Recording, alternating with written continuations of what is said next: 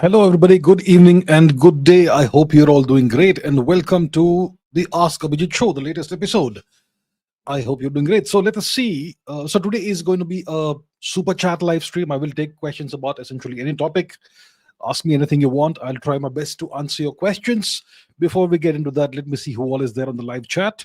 I can see Abhinav Mishra, Animesh Bharatiya, Biju Saikia, Animals from For Laugh from Mumbai, Chat DSP, Abhinav Kapil, Mahita Bushetti, Ayush Singh, Abhinav Mishra once again, Critical Thinker, Chaitanya Manuja, Geopolitical Dubey from Indore, Ashutosh Pandey, Real Vladimir Putin, Meet Mystery, Somi 0709, Animals for Laugh from Mumbai. Once again, Rekha Humble, Jai Shri Ram, Advait Ashwini, injured soccer player, is here from snowy Richmond Hill in Ontario, Canada. Good to have you, sir. Good morning. Abhinav Kapil, Ashutosh Pandey once again, Advait Ashwini, King Ritvik, Purti Utturi is here from Toulouse, en France. Bon après-midi, bonsoir. Madame, Satellite is here. Sachin Yadav, Critical Thinker once again. Who else do we have? Let us see once again. Abhinav Mishra once again. I suppose that's about it. Or am I not getting the live chats? Okay, so we have everyone over here, and let us now take some questions. What questions do we have? Let's get going. First of all, Bhaskar is a new member. Thank you very much, sir, for becoming a new member. I really appreciate that. Everybody, welcome Bhaskar to membership of the channel. Thank you very much. Minimalist Maverick says 2025 Putin Modi summit latent activities accomplished. Okay, so we've had the recent visit of Mr. Vladimir Putin to India, and I think it concluded yesterday. So it was a 2-day trip. So what's been the outcome of this India-Russia summit? Mr. Putin came to India with a large number of officials, and there were multiple events that he participated in New Delhi. And he obviously met with the Prime Minister Modi. What's been the major activities that happened? What have been the outcomes of this summit? I think we are still examining what the outcomes of the summit have been. Some commentators have said that the summit, the trip of Mr. Putin, the visit, was maybe a little long on symbolism and a little short on outcomes. I don't necessarily agree with that. It's a very important event that's happened geopolitically. It reinforces the closeness between India and Russia.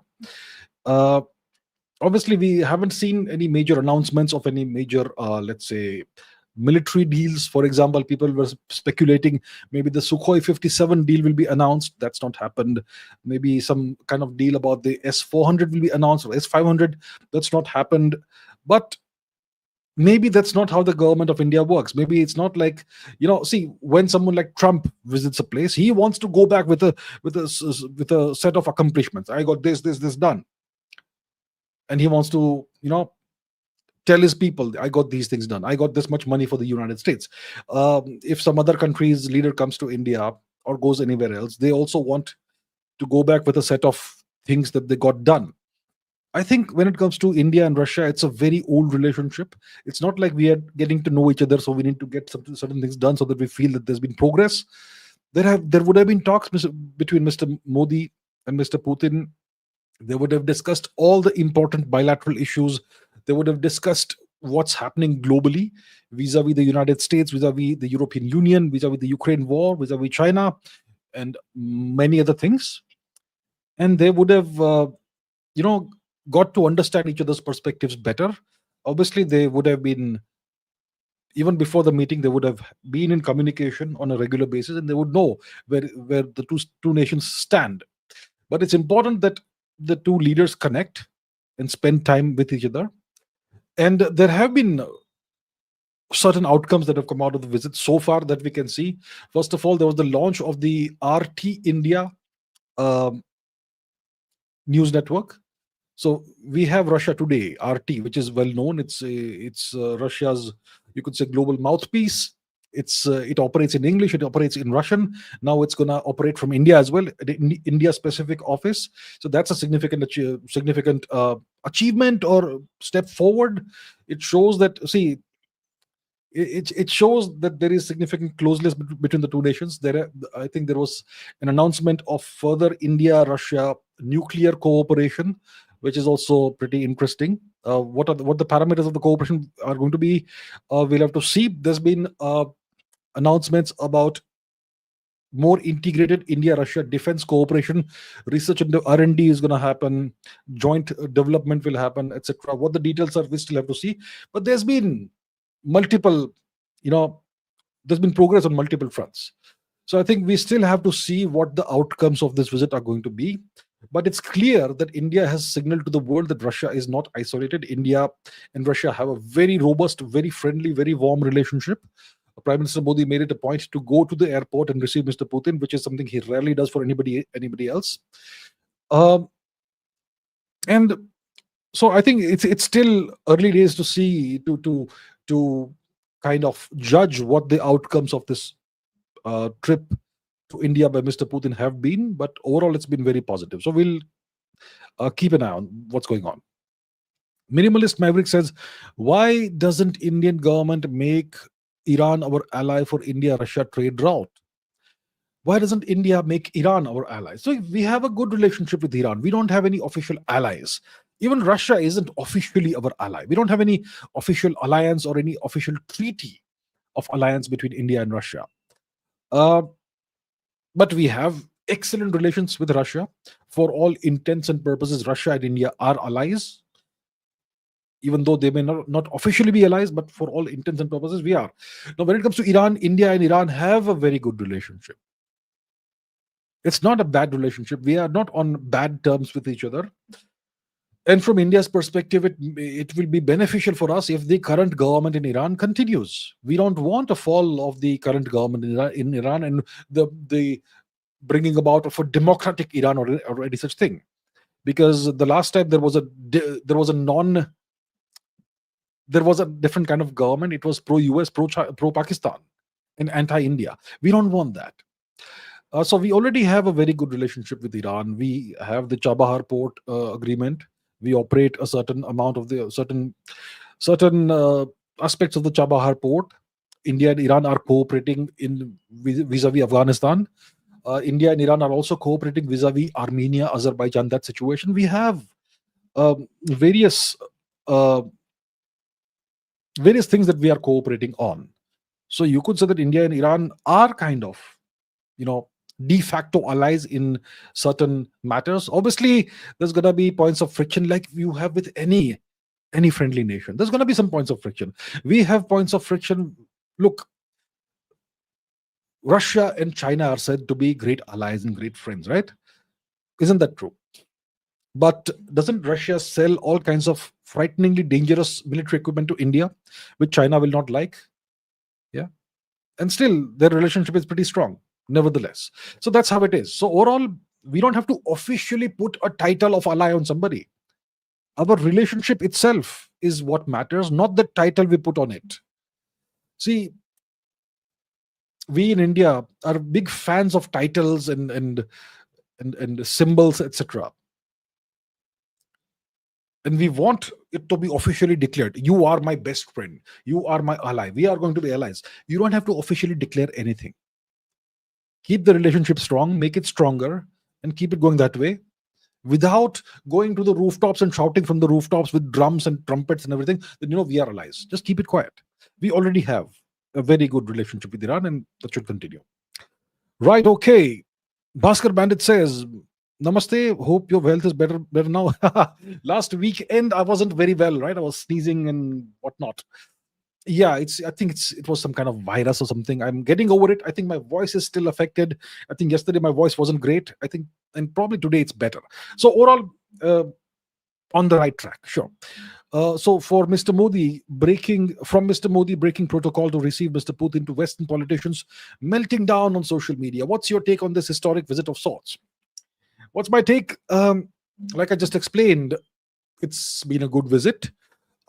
In India and Russia, we usually have an annual summit, and that's kind of been disrupted since 2022 after the Russian special military operation in Ukraine began.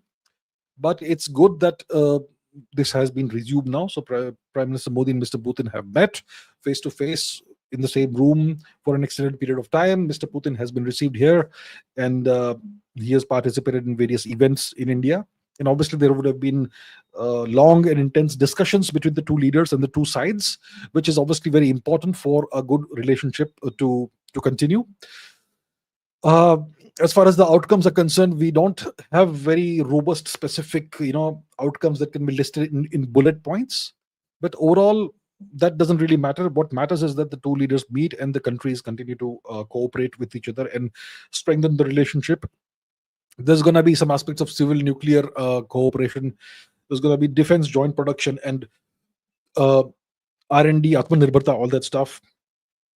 As some of you may know, India is leasing a Russian nuclear submarine. Well, that itself should tell you how strong the relationship between the two nations is. I mean, which nation is going to lease a nuclear submarine to you?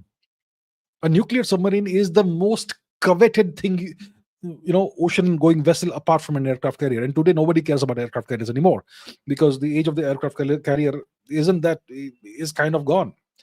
Today, the most dangerous asset you can have in the oceans is the submarine, especially nuclear submarines. In Russia and India, the amount of trust is such that Russia leases nuclear submarines to India on 10-year leases. Obviously, we pay them for that, as we should. And that's how it is. So overall, it's been great. This visit it tells the world that Russia is not isolated by any means whatsoever. Russia has a powerful and very important friend in India. Russia is able to counterbalance its relationship vis-a-vis China with its relationship with India. India is no longer one of those little nations that doesn't matter anymore. India is a very consequential nation today, and the consequentiality of India is increasing every year. So that's why there's going to be these meltdowns. I myself, these days I don't tweet a lot on Twitter, but I do observe from time to time what's happening, and I saw plenty of meltdowns from various people in Germany and whatnot, using all kinds of colorful language about India, etc. Well, that was fun to watch. It's good to see these meltdowns, because things are not going the way they would like things to go. They would like India to remain under their thumb. They would like India to toe their line. And India is not doing that. India is acting like a strong, powerful nation, strong, powerful, sovereign nation should. And that's what irks them so much, the erstwhile white masters. They no longer consider Russians to be white. Do you know that? Russians are Asiatics, apparently. They're not white people. Well, funny. Anyhow, so the way I see it, it's been a great visit.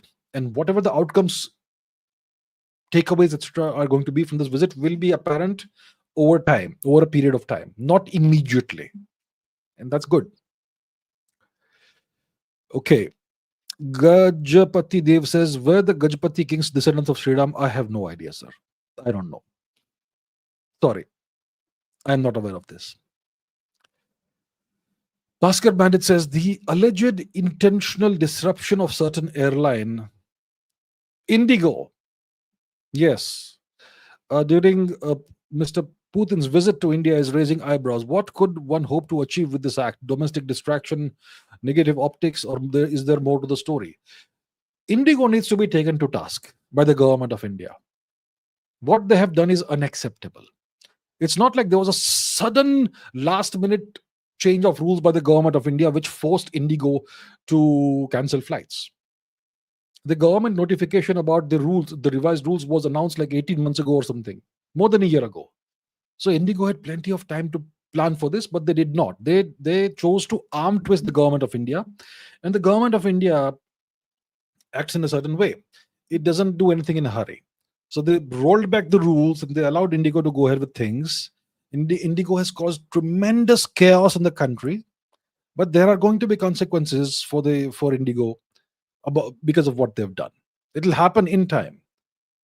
What needs to be done is IndiGo needs to be brought to task for this incredibly damaging disruption to the Indian airline industry.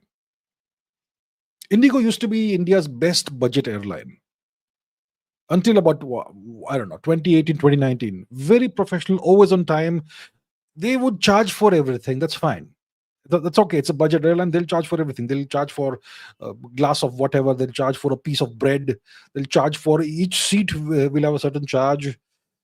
And if you don't buy a purchase seat, then they may not give you, possibly potentially a seat in the flight. Or maybe it's overbooked. Whatever. But it was on time. When you get down, you stand in line for the baggage. The baggage would come within a few minutes. Today, IndiGo is terrible. Today, it's terrible compared to what it was 2018, 2019. It's terrible. And what they have done is it should be the straw that breaks the camel's back. They have a foreign CEO, and overall, it's terrible. And they did this exactly when Mr. Putin came to India, right? So the government needs to look into all these aspects. And IndiGo must be held accountable, and they must be taken to task for what's happened.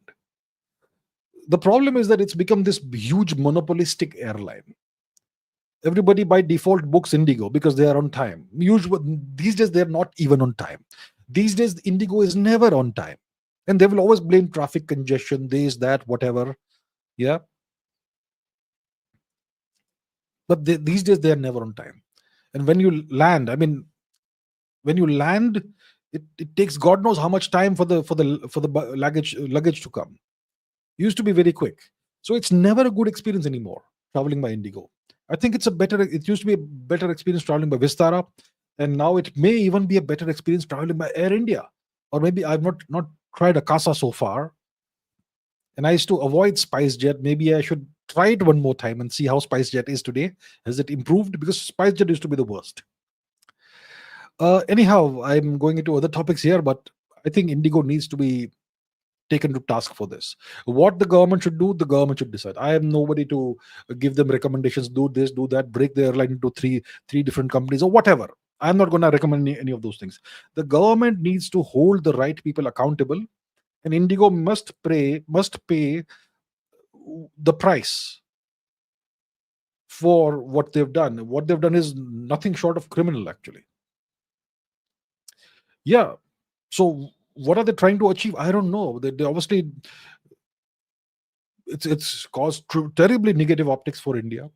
It's caused terrible disruptions at the time when Mr. Putin visited India. I was very lucky. The day this nonsense happened, I was in Delhi, and I was supposed to take a flight out of Delhi, and I was thankfully booked on an Air India flight. And I saw firsthand the chaos at Delhi airport. The amount of damage they've done to people's lives and to the overall airline sector is terrible. They need to be held accountable, and they need to be brought to task for this.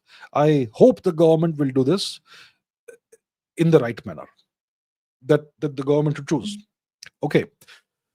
Bhaskar Bandit says, China seemingly bolstering Western front in Tibet while instability within temporary nation seems high after Imran Khan demise rumors. If two fronts open up at the same time, how do we tackle it? We should always be prepared for a 2.5 or 3 front war. We have East Pakistan and West Pakistan now. Both are US vassals. And we have China. See, China, you can never trust China. Okay, China is not going to be our friend. China is not going to be India's friend. As long as China is occupying Tibet, India and China, the relationship can never be normal. Two large, powerful nations sharing a long common border is a recipe for tensions, possibly war, and instability, especially when the border is undemarcated, because China insists on never demarcating the border, India-Tibet border. And they are bolstering their western front, which is the India-Tibet border, that area. They are building more air bases. They have this cold start strategy, cold start doctrine that they are trying to adopt, which means that the moment an order is given to go to war from Beijing, within, let's say, 6 to 12 hours, the war should start. The troops should not take a couple of days, 48 hours, 36, 72 hours to mobilize. So the Chinese are getting better and better at this, and that is a matter of great concern for India, grave concern for India. And while China may no longer be the master of Pakistan, because now the US is the master of Pakistan, yet China and Pakistan still see eye to eye over India. Even the US and China see eye to eye on India. They don't want India to become too large for its own boots. The US only sees one value in India as a counterbalance to China in some way. So if there is instability, if there's a border war, if there is whatever, it benefits the US because it damages both India and China. Now, if China calculates that they can get away with war with India without too much damage to them, they would like to go for it. I would say that the Chinese are more likely to start a war with India than start a war about Taiwan. Because if they try to invade Taiwan, they will have to fight the United States. If they try to fight India, the US is not going to get involved. Neither is Russia, because Russia can't afford to. So it makes more sense for them, for Xi Jinping, to go to war with India, or let's say Arunachal Pradesh, because they claim it's their territory, right? So what should India do? And if in case there's a war with China, the Pakistanis are guaranteed to try and play some mischief. So how should we tackle it? Well, I can't tell you how we should tackle it. What we should do is we should be prepared for a 2.5, 3 front scenario at all times. We need to have adequate stockpiles of various kinds of missiles. Several thousand BrahMos missiles, maybe 10,000 BrahMos missiles. See, 1,000 missiles. Look at the Ukraine war. How many missiles are being used every day? If you have 300 BrahMos missiles in your stockpile, it's going to last you 3 hours potentially, in the case of a hot war. So we need potentially tens of thousands of missiles in our stockpile, various kinds of missiles. Missiles get consumed very fast in a hot war. And you always want a backup. You can't give an order to start production now. That takes time to produce all this stuff. So whether it is the BrahMos missiles, whether it is various kinds of ballistic missiles, other kinds of cruise missiles, whether it is the whatever artillery, ammunition, we need to have sufficient stockpiles for at least a 3-month war, in which we can use as much ammunition and missiles as required, and all 3 fronts. That's what we should be prepared for, and we should be prepared for going to war at like a 2 hour notice. The army should not be in a situation where they will take 2 days to mobilize properly. It should be quick reaction. So that's how you prepare for it. And I'm sure the armed forces are doing everything that is needed for this to happen in case such a scenario eventuates. Ritik Pawar says, how can one avoid comparing oneself to others and remain focused on personal goals despite outside noise and others' achievements? How do you avoid comparing yourself with others? I think you have to train yourself to do that.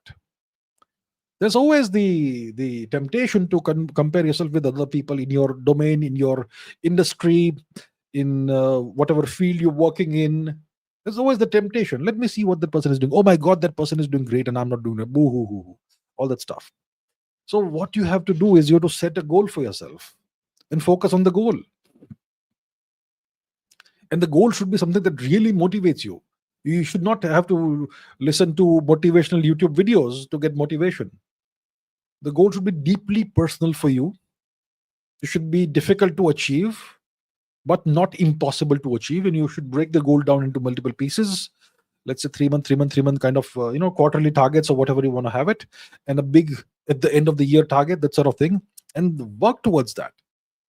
If you are fully immersed in that struggle, that personal struggle of yours, then you will not have the time to look at other people. And you need to have a very clear schedule, a very clear daily schedule, daily routine, whatever. You need to create systems for yourself that help you achieve what you're doing. So it's a process. It's not going to happen overnight that you suddenly change. You will not wake up tomorrow morning, decide. Let's say you make a decision today, I'll stop comparing myself to others and I'll focus on my goals. But that doesn't happen overnight. You have to first take the time to define the goals that matter to you. Most people think they have goals, but they see, what kind of goal should you set for yourself? Let's say you are a YouTuber. Let's say I'm in the field of YouTube right now, right? I could have a goal that next year I want to have 2 million subscribers by 31st December. Okay, I could set a goal like that potentially. By December 31st, 2026, I should have anyhow 2 million subscribers. Okay, let's say I set a goal like that. Now tell me, does this goal make sense? Is it in my hand?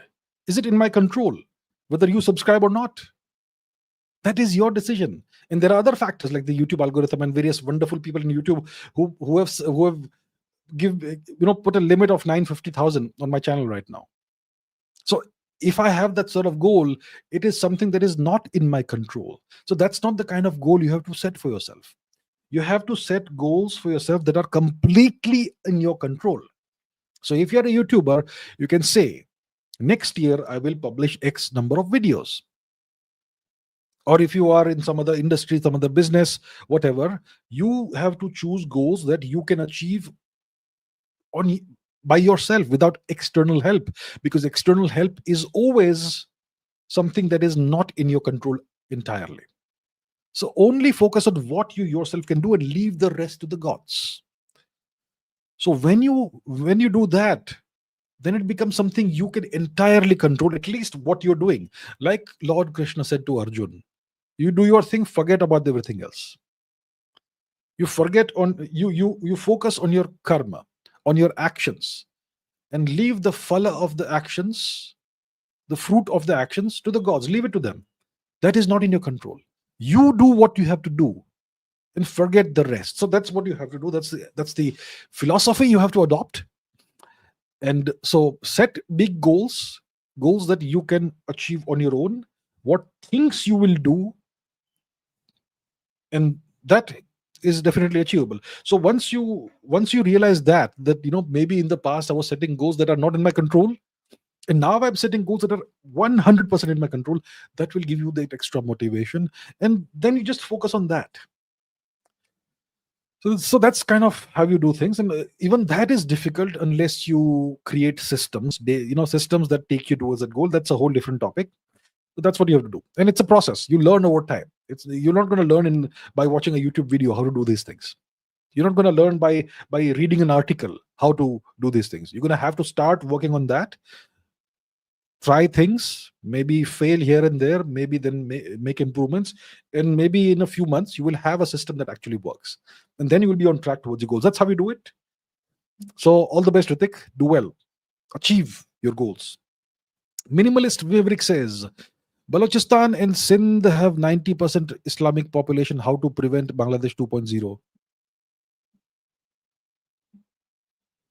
Bangladesh 2.0. I'm not able to understand how do you prevent Bangladesh 2.0 in Balochistan and Sindh. Bangladesh 2.0. Bangladesh, I'm not really able to understand what you're saying, what you're asking. Bangladesh 1.0 was the vivisection of Pakistan.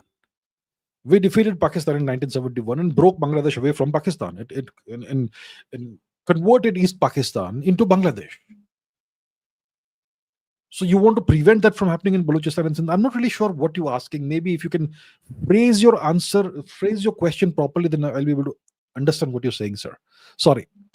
Bhaskar Bandit says, no statements or reaction from US on Vladimir Vladimirovich's visit to Bharat. A potential indication that Ukraine war will start to ease now and focus of US to shift more towards containing China and India. Question mark.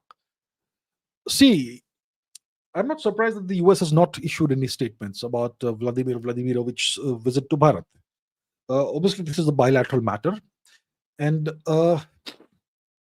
this is something that's good for India as well as for Russia, and the US will generally keep quiet about that. Is this an indication that the Ukraine war will start to ease now? It's nothing to do with that. Putin's visit to Bharat is independent of the Ukraine war. Obviously, the Ukraine war will be discussed. And a lot of things will be discussed, would have been discussed. But because Putin came to India and the US kept quiet, doesn't mean that the Ukraine war is now going to ease up. It will ease up depending on how the US and the EU, what actions they take going forward. Right? See, the US now Trump wants to end the war, but the EU doesn't want to end it. The EU is hand in glove with Mr. Zelensky, and that's a big impediment in the way of ending the Ukraine war. So, do I see the Ukraine war ending soon? I think it will end by the end of 2026. It will definitely end. It should definitely end by the end of 2026. Hopefully, it ends soon. Hopefully, next week or something. But that hope is the probability of that happening is very low because of the attitude of the EU and what's his name, Zelensky. Zelensky. See, if the Ukraine war ends, it's going to be very difficult for Zelensky, well, to stay relevant or maybe even to survive. He'll have to go into exile. He'll have to go to the West or somewhere in Europe or wherever. He won't be able to stay in Ukraine.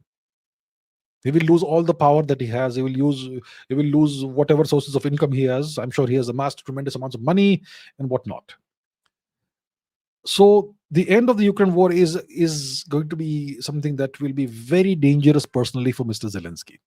Now, the US doesn't care about Zelensky. They have thrown so many dictators under the bus in the past. They have personally executed dictators like Saddam Hussein.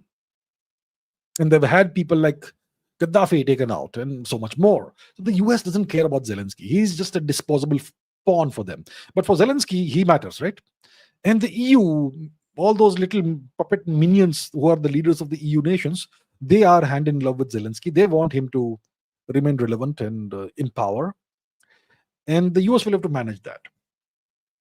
And obviously, the US doesn't want Russia to become too powerful by gaining too much territory, etc. So that's the situation. So I don't see the Ukraine war ending very soon. I am hopeful it will end by the end of 2026. It will be great if it ends sooner because it will be, it's been a humanitarian disaster. But I don't see it ending very soon right now because of all these reasons. Once the Ukraine war ends, what does the US do towards about India and China? The US is already implementing its strategy or policy of containing India. That's what it is doing. With China, they have a different set of strategy. They use nice words and all that. They had a meeting recently, etc. But the US sees China as their primary adversary now, and that is not going to change. So they may say nice things temporarily, but now they are using Japan as a pike to prod China with, right? So that's going to continue. Okay. Critical Thinker says, I am 26 male. I want to continue my career in research. You have a master's degree in the Indian Institute of Science, IISc, Bangalore, aerospace. Is it worth it? Outside India is out of my budget. My only option is loan. Look, how do you determine if something is worth it? Let's say you have 3 courses of action: plan A, plan B, plan C. Okay, and you have to make one choice. You have to pick one of the 3 things.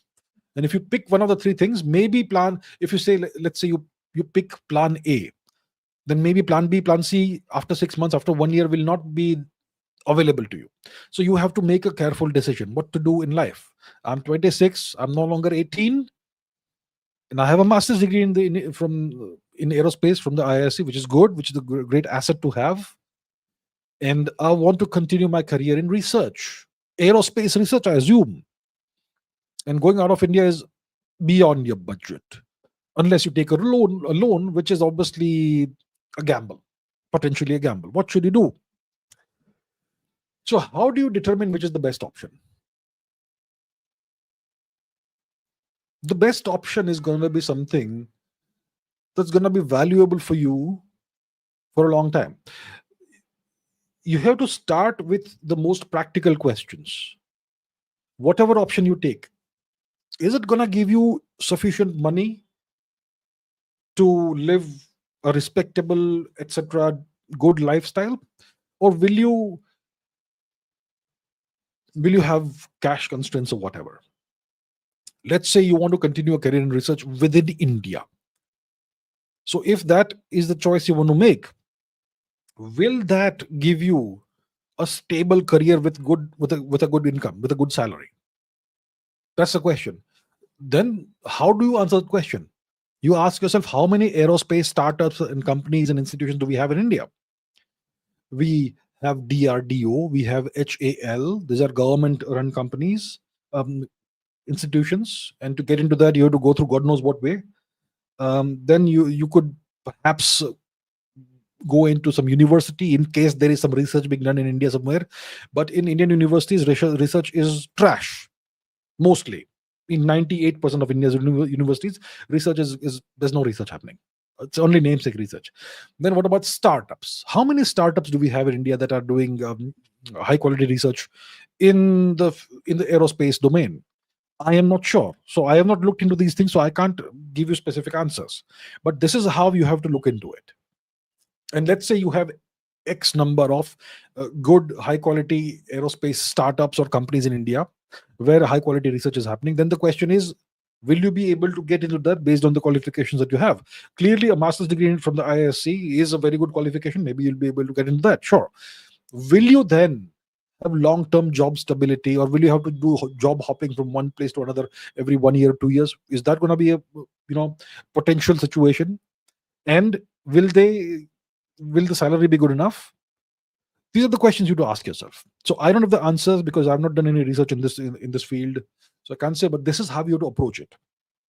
Now, let's say you take a loan and go abroad. So then the question is, which country do you go to? I mean, obviously the best country to go to is the US, because there's tremendous amount of aerospace research, etc., happening there.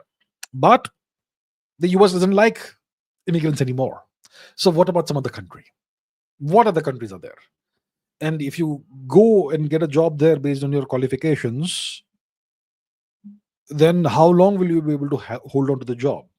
So does it make taking a loan and going abroad too risky? So these are the things, the factors you have to consider. I can't give you an answer. I don't know your specific circumstances. I am not very familiar with the aerospace sector in India. I've not done any research in that. What are the job prospects, career prospects like? So I can't tell you, but that's how you have to do your research. And yeah, do that. And I wish you the best. I wish you great success in your career, sir. Okay, Critical Thinker says, does a supermassive black hole consume dark matter? How do they grow big? What kind of research do we do at space stations? Do we need space stations or space telescopes? Okay, how many questions do we have in one? Do supermassive black holes consume dark matter? They consume everything. Whether it's a supermassive black hole or a stellar mass black hole, intermediate mass black hole, or even a primordial microscopic black hole, black holes are black holes. They have the same properties. The properties of a black hole from the outside are given by only three quantities: mass, charge, angular momentum. That's it. And they all behave the same way. So whatever comes their way, if it crosses the event horizon, they're going to swallow it. Gobble gobble. So whether it is gas, whether it is dust, whether it is planets, whether it's stars, whether it's dark matter, they will eat everything. Okay, that's how it happens. How do supermassive black holes grow big? Well, it is believed, the best theory is that supermassive black holes start as from primordial black hole seeds. What are primordial black holes? Tiny microscopic black holes that are believed to have been produced in tremendous numbers in the very early universe, in the first few seconds of the existence of the universe. So those primordial black holes, they most likely did get produced. They would have been produced because of quantum fluctuations in the very early universe. We still have quantum fluctuations vacuum today. And those primordial black holes eventually would have formed the seeds of what are now supermassive black holes, which seem to be at the heart of most galaxies today. So that's about supermassive black holes. What kind of research do we do at space stations? Microgravity research on human aging, research on how bacteria and microorganisms behave in microgravity, how do plants grow in microgravity, how do various other materials, what kind of stresses and strains do they experience in microgravity, and things like that. That's kind of research you do at space stations. You also study the space climate. You study the kind of radiation that you experience near the Van Allen belts. There are two Van Allen belts that we have around the Earth because of the Earth's magnetic field. We study cosmic rays. If you are, let's say, depending on the height, above the Earth's surface, you do different kinds of experiments and different kind of studies and so on. So that's what you do. Do we need space station or space telescopes? Depending on what you want to achieve, right? You can just put a space telescope out there, and it will look out into the cosmos, and depending on its capabilities, it will give you various kinds of data. So we have the Hubble Space Telescope it's been around since the late 1980s or something, and it still does great work. And you have the James Webb Space Telescope that is that's in the Earth's shadow, behind the Earth. And it's a very, very high-tech telescope, the latest that we have, and it's already revolutionized our understanding of the cosmos. So that's space telescopes. Do we need space stations, space telescopes? Depending on what you want to do. If you need human involvement for a long time in space, you will need space stations. Space stations they have a geopolitical purpose more than a scientific purpose. And space stations are mostly scientific instruments. Aniket says, first part, watch Durandar. I know you don't watch Indian films, but this is a banger. Raw, real, yet entertaining, exposes Pakistani and 0.5 front mindset. Okay, thank you very much for this recommendation. Maybe I'll watch it. Okay. And part 2, says Aniket, I remember one time you stated the real reason of demonetization, fake currency from Pakistan. They also added this in the film. Well, very interesting. Looks like I'll have to check this movie out. I've heard a lot of good things about this movie on social media. Everyone's praising it. So maybe I'll make an exception to my rule of not watching Indian movies, and maybe I'll go and watch it. So thank you, Aniket, for the recommendations. Really appreciate that. Minimalist Maverick says, what's your height? How does it matter? I'm 6'1". What and how is your fitness routine? You said you were having 1 meal a day and fiber rest of the day. These days my fitness routine is not that routine. Yeah, I need to get back on track and be a little more disciplined. Typically my fitness routine is that I lift like 5 times, 6 times a week. When I used to be very disciplined, that's what I was doing. Well, when was the last time I was properly disciplined about this? I think 2019.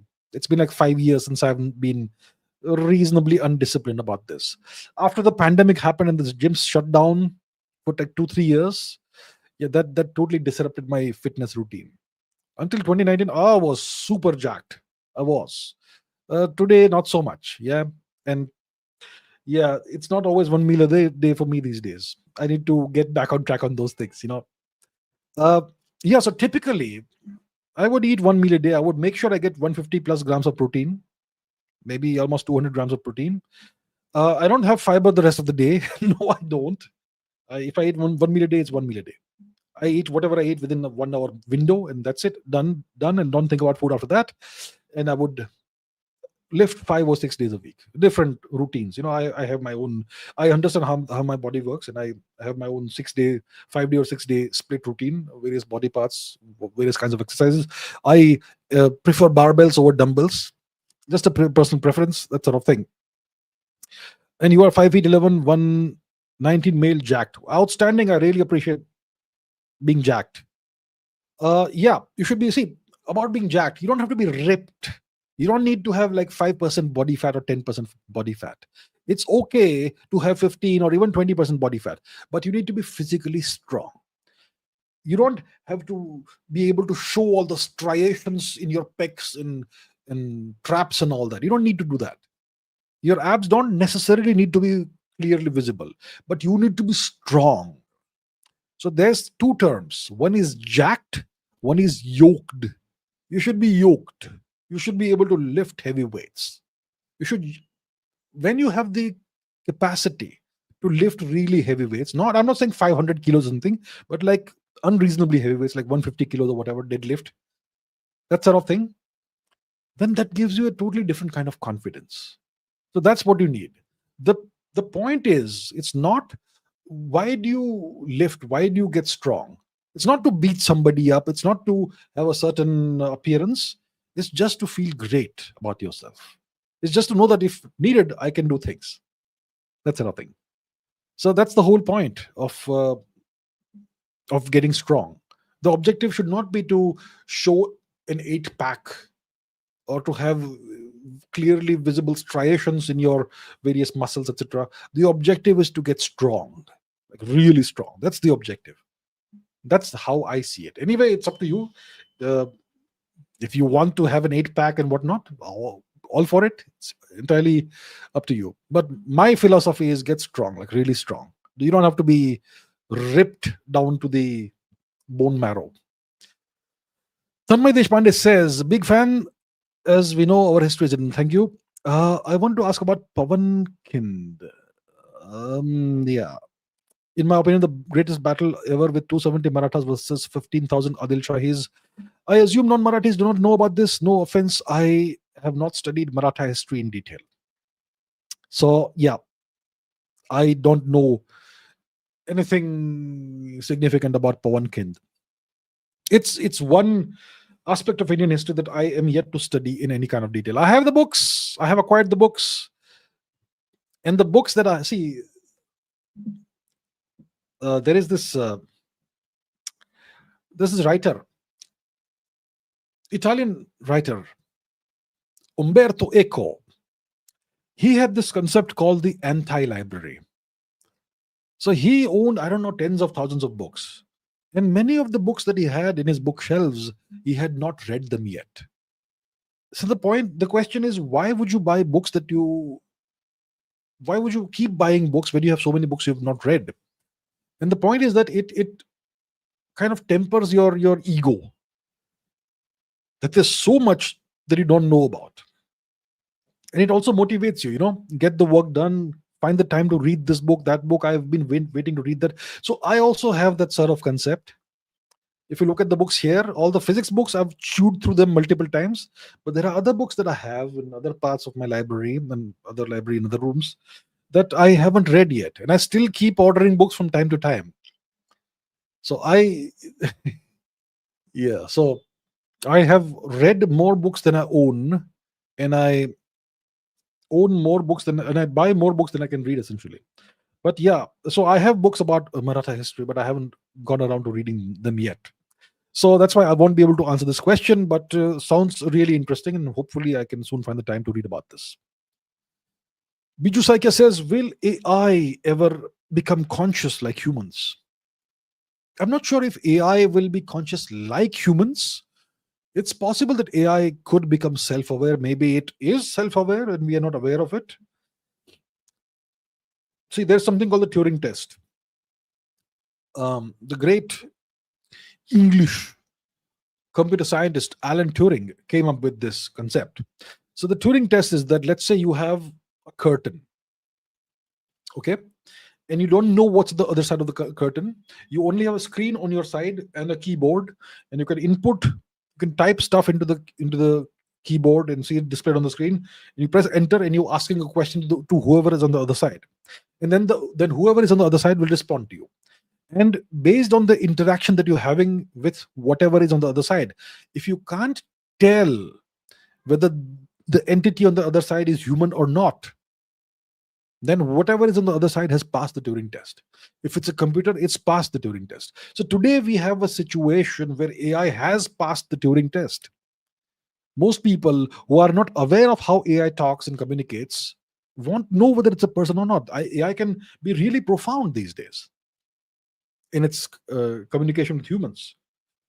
So AI, I would say, has already passed the Turing test, unless you keep on redefining the Turing test every 6 months, which is nonsense. AI has passed the Turing test. But is AI conscious? And that's the question we don't quite know about. We don't quite have the answer to. I would imagine that the computer scientists working at the various AI companies would have a better understanding of whether AI is conscious or not. Some companies have something called AI wellness. They don't want to expose AI to too much abuse or whatever. Some users apparently use harsh language with AIs, and maybe it's harmful to the AI, which would indicate that AI has feelings, which would indicate that it's kind of conscious like humans. I don't know. But even if AI does become self-aware and conscious, will it be conscious the way we are conscious? What are the components or elements of our consciousness? Our senses are an integral part of our consciousness, right? How do we sense the world? We sense the external world through vision, through sight, through sound, through touch, through smell, through taste. 5 sense organs, right? AI can't sense the world that way. So even if it's conscious, it's going to be conscious in a very different, very alien way from the way we are conscious. Biju says, what's your favorite football club? I don't really have a favorite football club right now. I haven't watched football in any seriousness for like almost a couple of decades. Yeah, I mean, at different points in time when I was in college, university, etc., I had different. I used to perhaps at a time see mainly in India, it's the EPL that you see, right? The English Premier League. So there was a time when I used to kind of be a little bit partial towards Liverpool when Michael Owen used to play. He's now a pundit commentator, and I liked Arsenal when Arsene Wenger was the boss, the gaffer, and Thierry Henry was their main guy. It was fun to watch him. I kind of was fond of the way Manchester United played when Eric Cantona was the main guy. Yes. Also, when Ruud van Nistelrooy was one of their main players, and so on. So I've watched various football clubs. I just like good sport, artistry, killer instinct, all of that. And whoever does that, I like that. I don't have one favorite football club right now. I don't watch any football anymore. I don't watch any of that these days. The most I would do is once in a while watch a little bit of sports somewhere. Maybe I watched the last 20 minutes of the Ashes Test match. That was fun. The Poms, terrible, terrible. And let's not talk about the Indian cricket team right now. Ugh, what are they doing in the Test match arena, especially at home, especially? Anyway, King Ritik says, suggest best peaceful beach to visit. What beach? Peaceful. Okay. Suggest. Is it Gokarna, Karnataka, or Varkala, Kerala, Puri, Odisha, or any other place? Can't afford expensive Andaman. I don't know. I don't know. I'm told Goa has great beaches,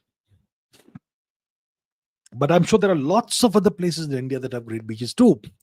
But I personally haven't spent time on beaches. I would love to. The last time I was at a beach was when? Probably 2023 at Prabhas Patan, Somnath. And I spent about half an hour on the beach with the water up to my knees only. And I got sunburnt. Like one of my arms got like scarlet red from a sunburn. And yeah, I had a lot of my leg pulled because I'm supposed to be Indian. I'm not supposed to get sunburned. That's supposed to happen to white people or whatever. Anyhow, so uh, I don't know. I don't have so much experience with Indian beaches, so can't say. But if you like mountains, I will definitely recommend Ladakh. Abhinav Mishra says, government, instead of being aggressive, showed a very reactionary, non-escalatory stance in Operation Sindoor. Does it lack the will to move beyond occasional retaliation and pursue a firm, long-term, decisive action against Pakistan?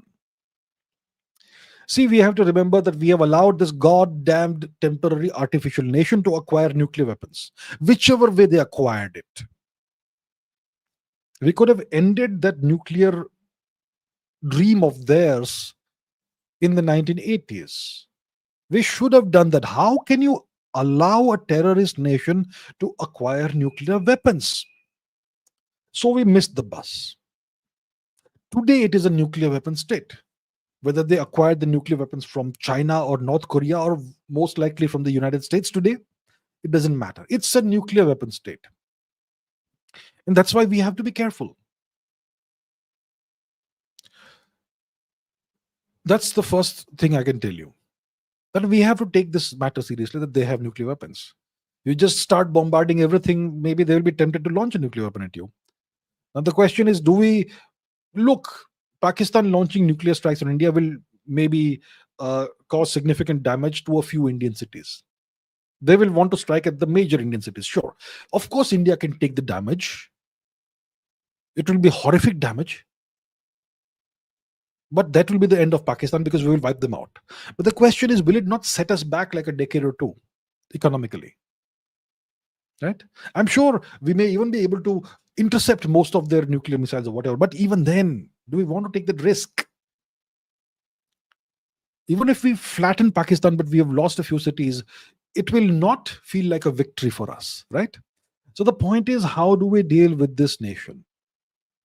That's the question. You can be all aggressive and you know.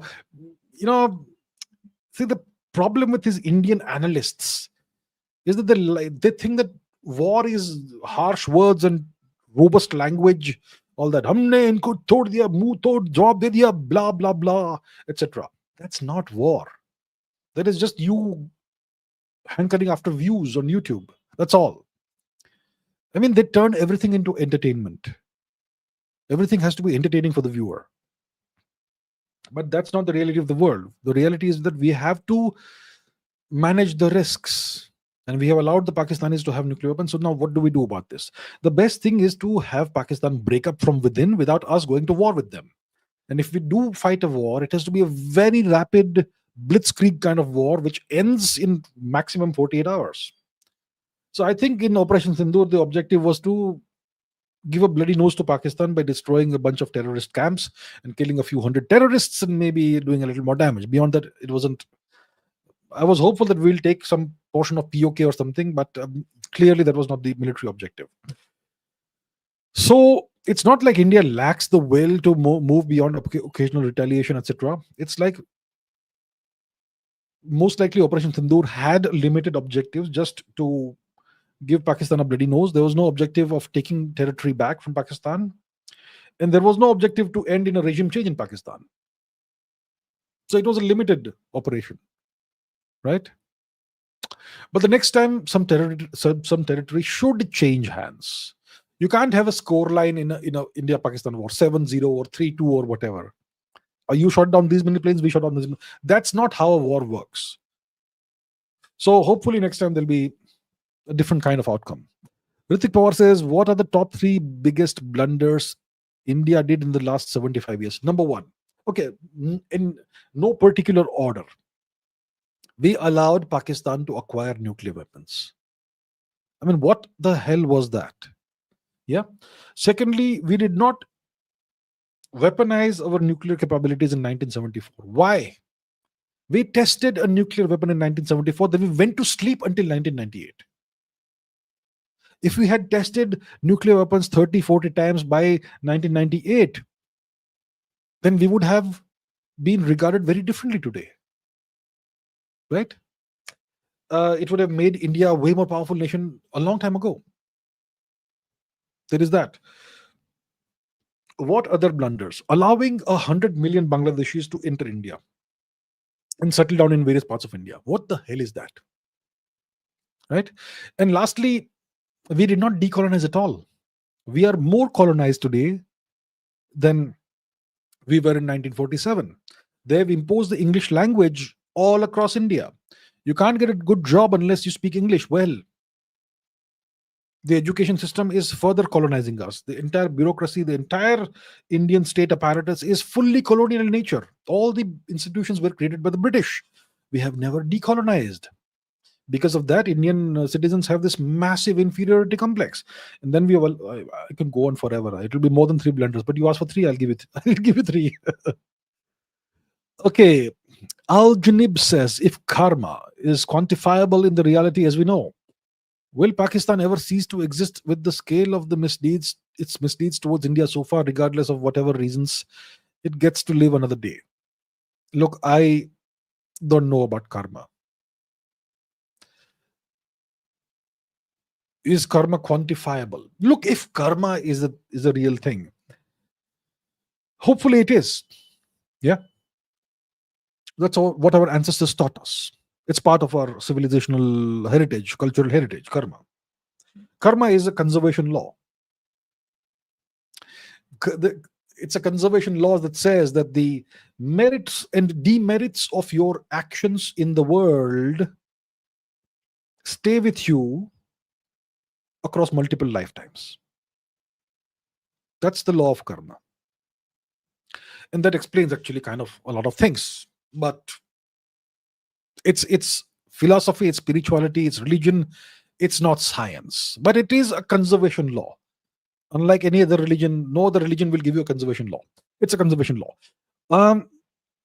But the thing is, you can get away with a lot of things, even if you're evil, in your current life. You may have to pay the price in future lifetimes. That's the law of karma. That's sometimes how it works, right? So there are plenty of nasty people who are so successful and they never pay a price for anything, but maybe they do in future lifetimes, subsequent lifetimes. So, and remember which yuga we are living in. This is Kali Yuga, which means that evil will succeed during this yuga, it looks like. So my point is, let's not put our faith in the law of karma. Let us ourselves be the bearer of karma. If you want justice in the world, don't pray to the gods to give you justice while you are passive. Be active, don't be passive. You be the justice the gods visit on the earth. So I am not this big fan of, let karma do its thing and Pakistan will pay someday. No, we make it pay. Let us be the shadow of the gods on the planet, and let us make things happen in the name of the gods. Okay, Moran Solnier says E4 or D4. You're talking about chess? What are you talking about? Not sure what the question is. Is this a chess move? Is it something else? I'm not really sure. Sorry. Ganapati says, who is Emperor Bharat? Why is India named after him? Emperor Bharat. Who is? Well, he isn't anymore. He was Emperor Bharat, right?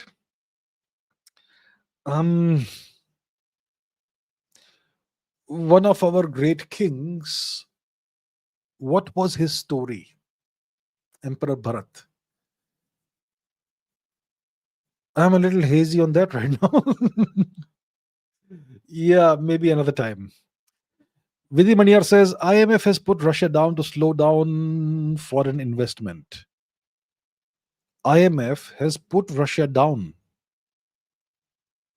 to slow down foreign investment. How have they put Russia down? To slow down foreign investment in Russia.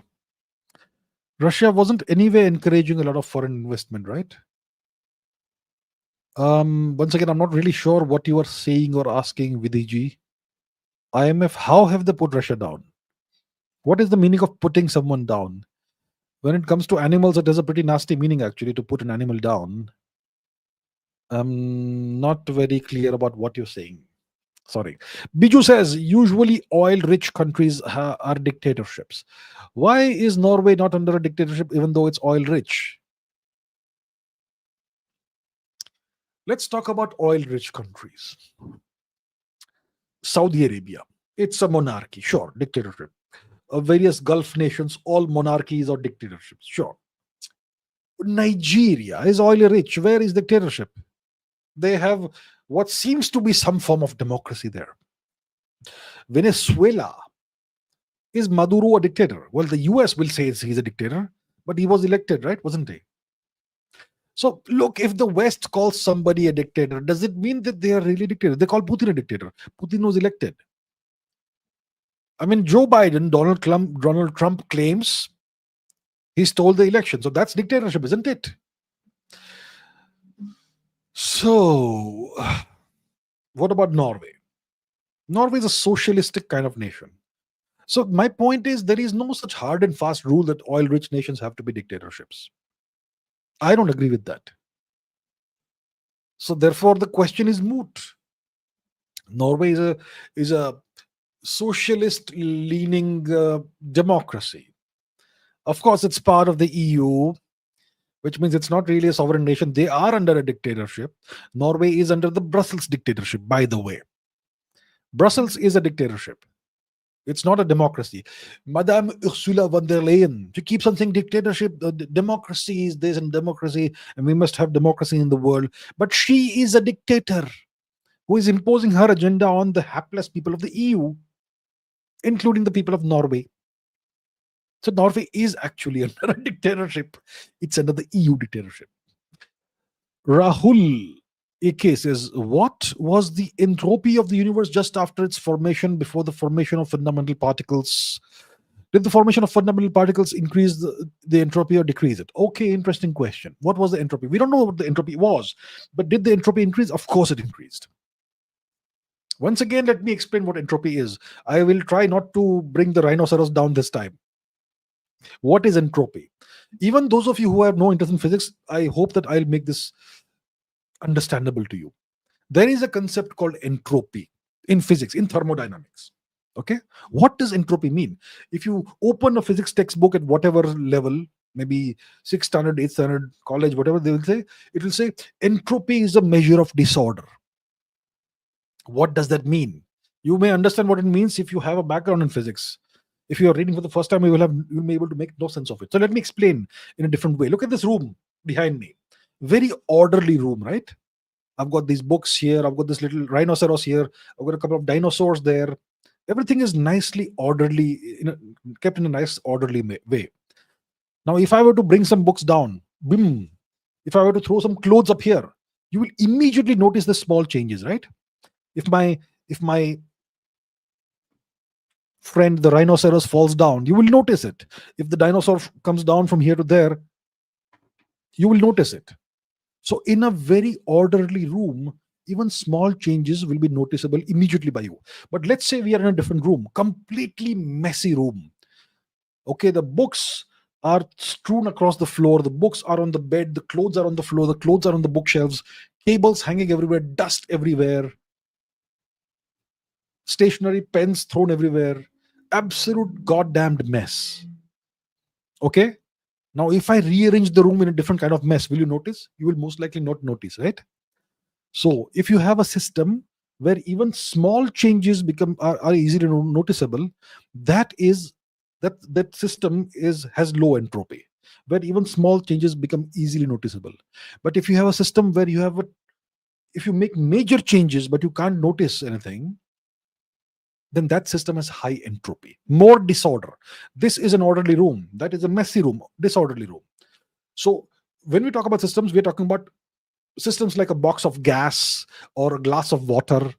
A glass of water has billions of molecules. A room containing gas, like the atmospheric gas that we breathe, it has trillions of molecules. So if I make some kind of major microscopic level change in the room, let's say I have a box containing gas and I shake it around, it will completely reconfigure the microscopic configurations of the gas, right? Of the gas molecules. But you will notice not a thing. It means it has high entropy. And if I take a frozen piece of, let's say, an ice cube, which has low entropy because it's all crystalline, and I put it in a glass of water, you will immediately see the change. It will start melting. So the entropy is going from low to high. So that is entropy. Now, hopefully, you understand what is entropy and how it is a measure of disorder. So a system where you can make lots of changes, lots of reconfiguration at the microscopic level without you noticing anything, it's a system with high entropy. Now, entropy always goes from low to high. The second law of thermodynamics says that in any system, entropy either stays the same or increases. It can never decrease. So one such system is the universe. It's the biggest system that we have out there. So we don't know what the specific measure of entropy was at a certain point in time of the universe.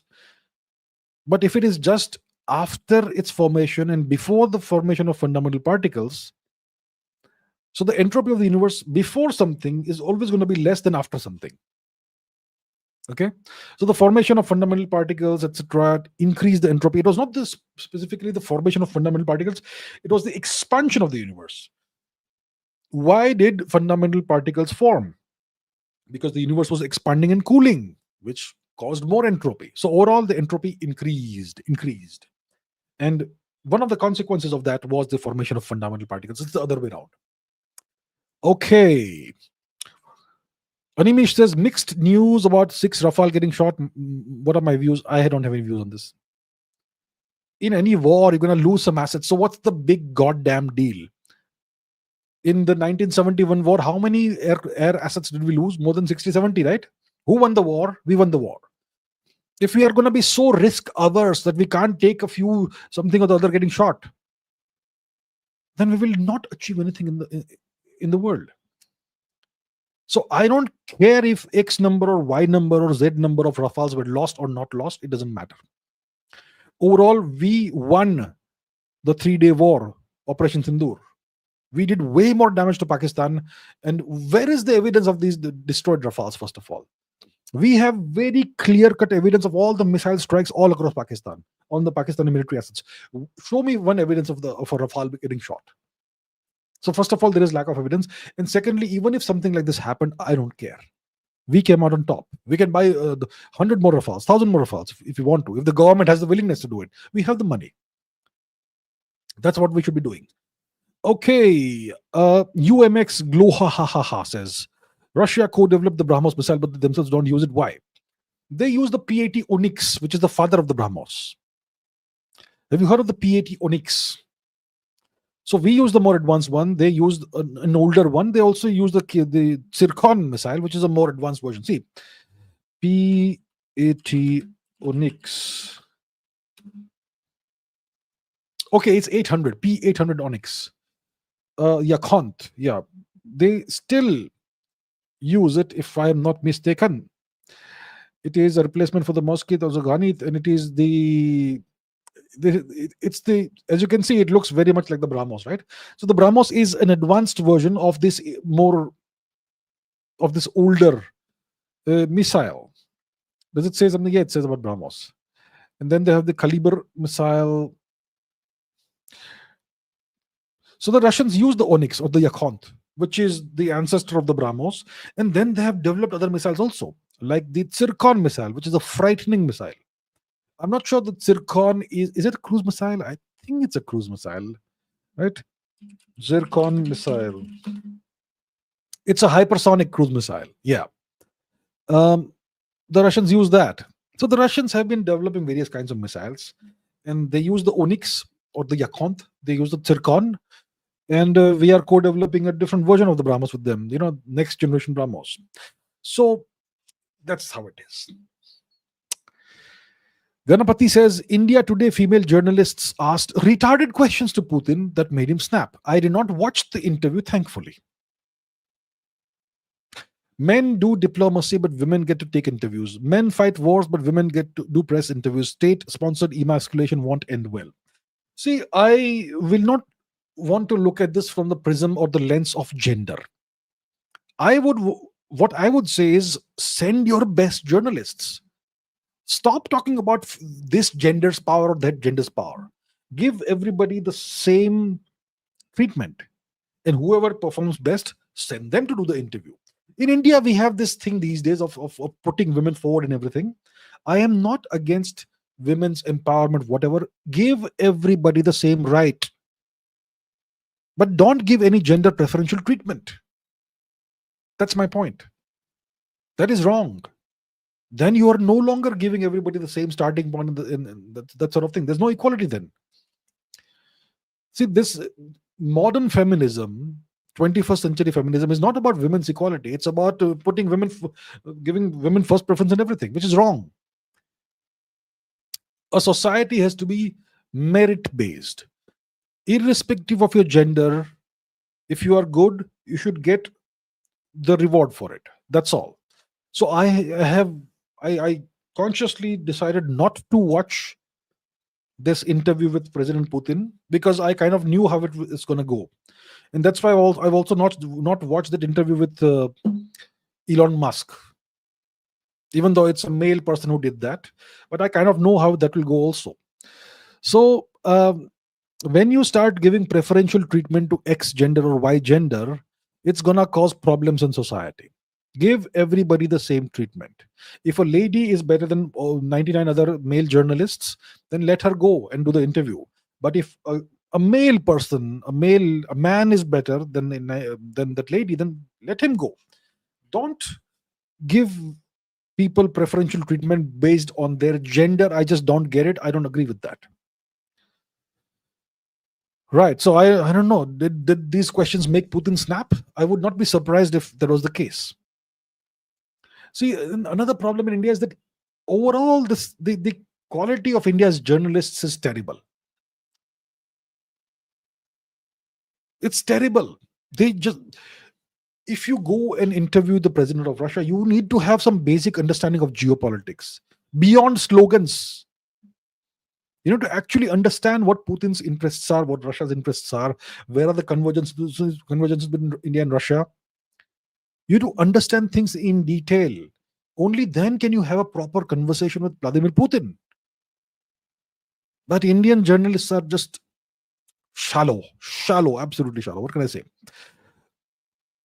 UMX Gloha says, is the Voynich manuscript real or not? It seems to be real, but I don't know much about it. It's this obscure, strange manuscript that's written in a weird script that nobody is able to decipher. It has this weird, strange, fantastical paintings or drawings on it. Seems to be something that was created a few centuries ago. And is it real or not? Look, I'm not the right person to ask this. I haven't really studied this manuscript in any detail. Looks like it was created a few centuries ago, but is it real? Is it a hoax? Was it a joke? I don't know. VSVS says, what's your opinion on INR depreciation as our REER? What's a REER? Please Google. Okay. Is 95 to 105 and good for exports, waiting for understanding America. Okay, what's REER? REER. What's REER? Real effective exchange rate. An economic measure showing a currency's value adjusted for inflation against a basket of trading partners' currencies, indicating trade competitiveness, but it can also be the brand name for, okay, weighted average of a currency's exchange rate against other currencies adjusted for inflation. Purpose measures a country's international competitiveness. As a rising REER suggests a strong currency, making exports pricier. Okay, so let's say we have INR depreciation, our REER. Okay, let's see what is our REER of INR. Okay, what is CEIC data? Let's take a look quickly, if it will ever open. Okay, it's 107.1 in October 2025 compared to the same number in the previous month. Okay, stop that. Okay, so the REER is 107. It was 107 in October. So the Indian rupee is depreciating, which is not bad if you're an export-oriented country, right? That way you get more money in terms of Indian rupees. What's my opinion? I'm not really sure about this. I have not studied the REER concept, and I'm not someone who has a background in economics. I won't be able to say what is the exact situation and what does it mean economically. I would have to do some research before I would be able to answer you about this matter. What's going on in Sudan? Is the UAE really involved? So a couple of weeks ago, maybe 2-3 episodes ago, maybe 4 episodes ago, I answered this in great detail. What's going on in Sudan? If you want to know which episode it is, I can kind of tell you. Let me open up my channel and I'll tell you which episode it is in. And the timestamps are there, so you'll be able to go right over to the matter. Instead of me answering the entire question all over again, I think it was it this?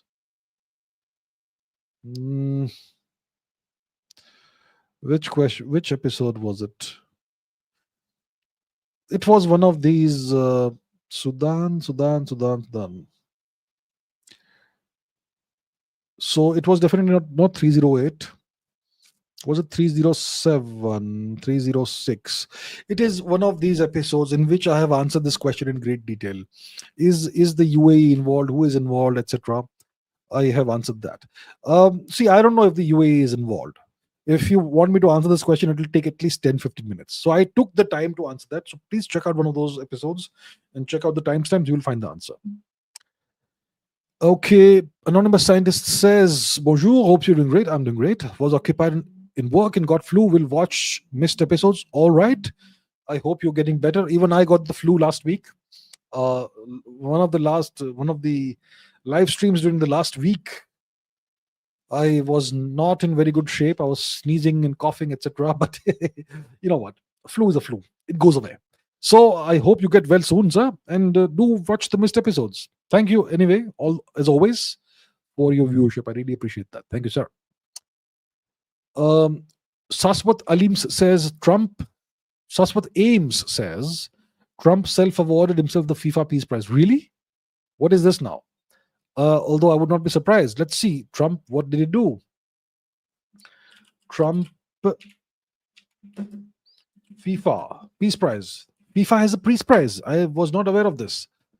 FIFA's first Peace Prize goes to Donald Trump in departure from its traditional focus on sport. Oh, really? I mean, why does FIFA have to issue peace prizes? FIFA is the Fédération Internationale de Football Athletic or something, right? Next year he wins the Lego Peace Prize. He wins the Lego Peace Prize. What is the FIFA Peace Prize? Why is FIFA in the business of giving peace prizes? FIFA should be giving football prizes. I don't know, man. So looks like they are, trying to keep Mr. Trump happy. Rahul Kumar says, should India resume nuclear tests at least 2 off? Look, if other nations started, we should also start. We should also resume. If we start off on our own, we will be hit by sanctions. We're hit with sanctions from the US. But if the US goes ahead, then the Russians go ahead, then we should also go ahead. So we will not be able to initiate this, but if others start the process of nuclear testing, if others resume nuclear tests, then we should immediately go ahead and do some tests of our own. James says, the benefit of the English language in the modern world is impeccable. It is so beneficial that you can't even comprehend its benefits. It's a blessing in disguise. If you agree or not, it doesn't matter. The benefit of the English language. You see, let me tell you something peculiar about the English language. The English language is a language that doesn't have a script of its own. Now, you may disagree with me, but we use the script. Look at this: A, B, C, D, T, H, E, B, E, N, E, F, I, T. We have our own script. Do you know what the script is called? This is the Latin script. It is a script that originated in what is now Italy. And it was the script used by the Romans for writing Latin. At that time, there was no England. You had the Celtic peoples who lived in what is today England and Western Europe. And they did not have a script of their own. They were unwashed savages. Or maybe not. Maybe they were more civilized than... Maybe actually they were pretty civilized. They had druids. The women had more rights among the Celtic people in Celtic society compared to post-Christian society in Europe, yeah, and so on. So the Celts did not have a script of their own, and they spoke various Celtic languages. Some of the Celtic languages that do survive are Irish, Gaelic, the Scottish language, etc. Gaelic, and you have the Breton language in France, and so on. And then you have the Nordic people who had their own script, which was called the runic script, the runic alphabet. Now, the Romans took over the world and they imposed their foreign Latin script on everybody else, and you use that for your language, right? And the fact is that the Latin script is not suitable for the English language. I mean, look at the absurdity of the spellings in the English language. Terrible. So the English language is so primitive, it doesn't even have a script of its own. It uses a borrowed script, a script that came out of an Italic language, whereas your language is a Germanic language, a rather inferior language. It's just that you, a nation of shopkeepers, acquired armies, and you were better for some time in the systematic application of violence, which is how you conquered the world. And that's why for a while, we're going to be using your language. But eventually we will revert to a more civilized language like it used to be. Anyway, James, I really do appreciate you very much. Thank you. Godliness says, gross incompetence and indiscipline of the DGCA in regards to the IndiGo situation is shameful. They lack any accountability. Clearly, they're not competent to investigate the Air India Ahmedabad crash. The Air India Ahmedabad crash. A report was published and it was leaked to the American media before it was even published in India, right? Who leaked it? Somebody within the system, whatever the system means. And when it comes to the IndiGo situation, I mean, I hope the government, takes IndiGo to task. IndiGo must be held accountable for what's happened. It was absolutely chaotic. It was a disaster. It caused so much damage to tens of thousands of passengers. It caused damage to the Indian economy. It caused damage to India's reputation in the world. IndiGo is squarely responsible for this. The government of India needs to take the appropriate action against IndiGo. About the Air India Ahmedabad crash, what can I say? India needs to seriously improve on so many fronts. So many problems, so many unaccountable people within the system. Okay. Pratardana says, is G2 a trap for China? Well, the Americans would love it for it to be a trap for China. But the Chinese aren't stupid, you see. See, the G2 thing is that the US is now seeking to put China on a pedestal, kind of on equal footing with the United States. The Americans know that China is not their equal, but they want to flatter the Chinese by creating this illusion of a G2. China is no way, in no sense, equal to the US. The United States has global power projection capabilities. The Chinese don't have it. The United States has over 800 extraterritorial military bases all across the world. The Chinese have nothing like that. The Americans control the global economy. They control much of the global economy. The Chinese don't. The Americans are ahead of China technologically. The Chinese are behind. The Chinese have a greater industrial capability than the US today. So that's the one thing in which China is ahead. If the US and China go to war, the Americans will flatten China.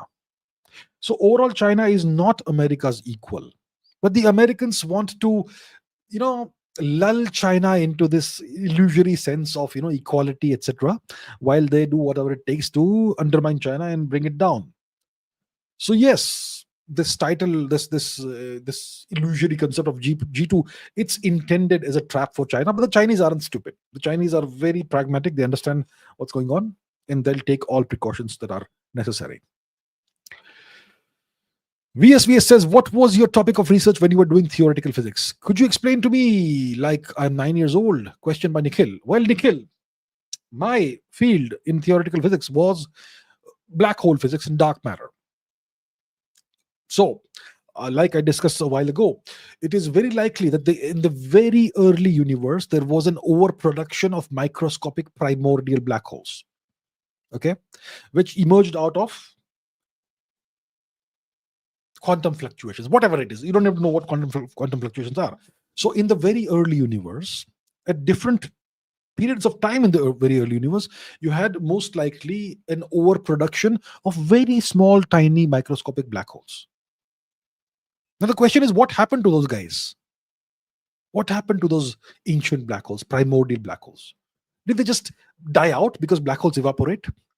Did they just evaporate and go out of existence? Or maybe did they somehow survive? What if they survived in some way?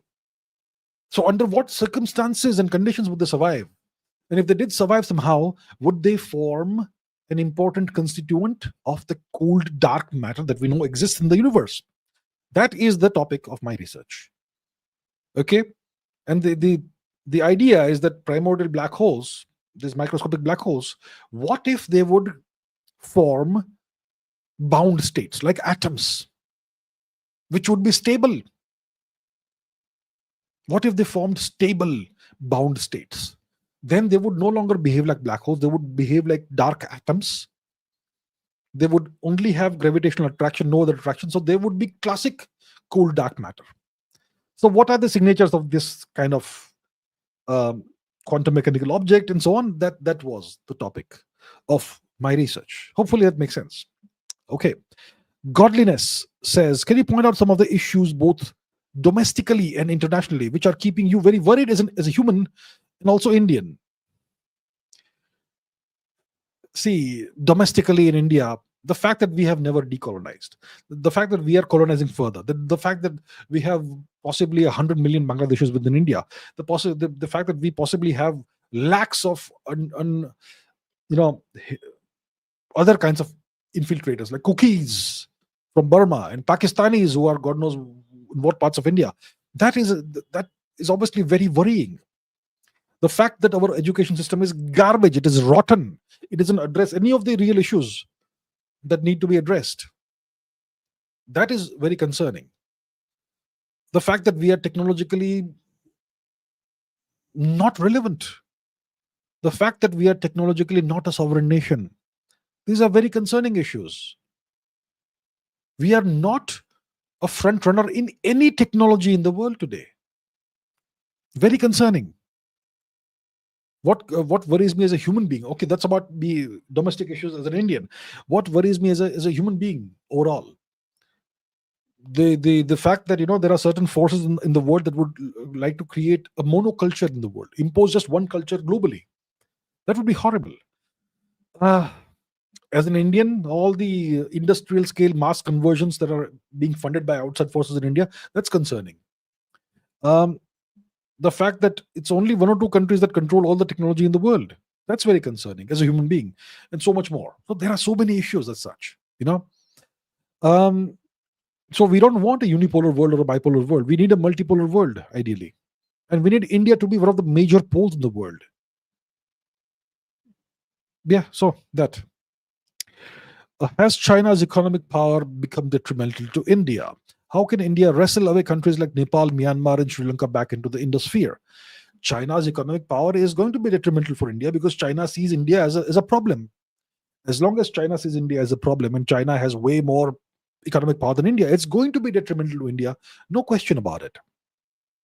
When you have two large countries which are neighbors, because China occupies Tibet, and China is overall 4 times more powerful than India, roughly, and China's economy is way ahead of India, China will use all these elements of its power to undermine India in a variety of ways.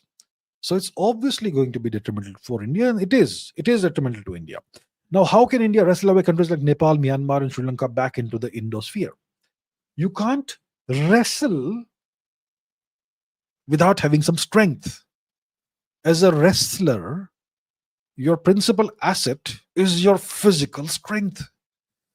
As a geopolitical wrestler, your fundamental asset is your geopolitical strength, which is hard power, not soft power nonsense.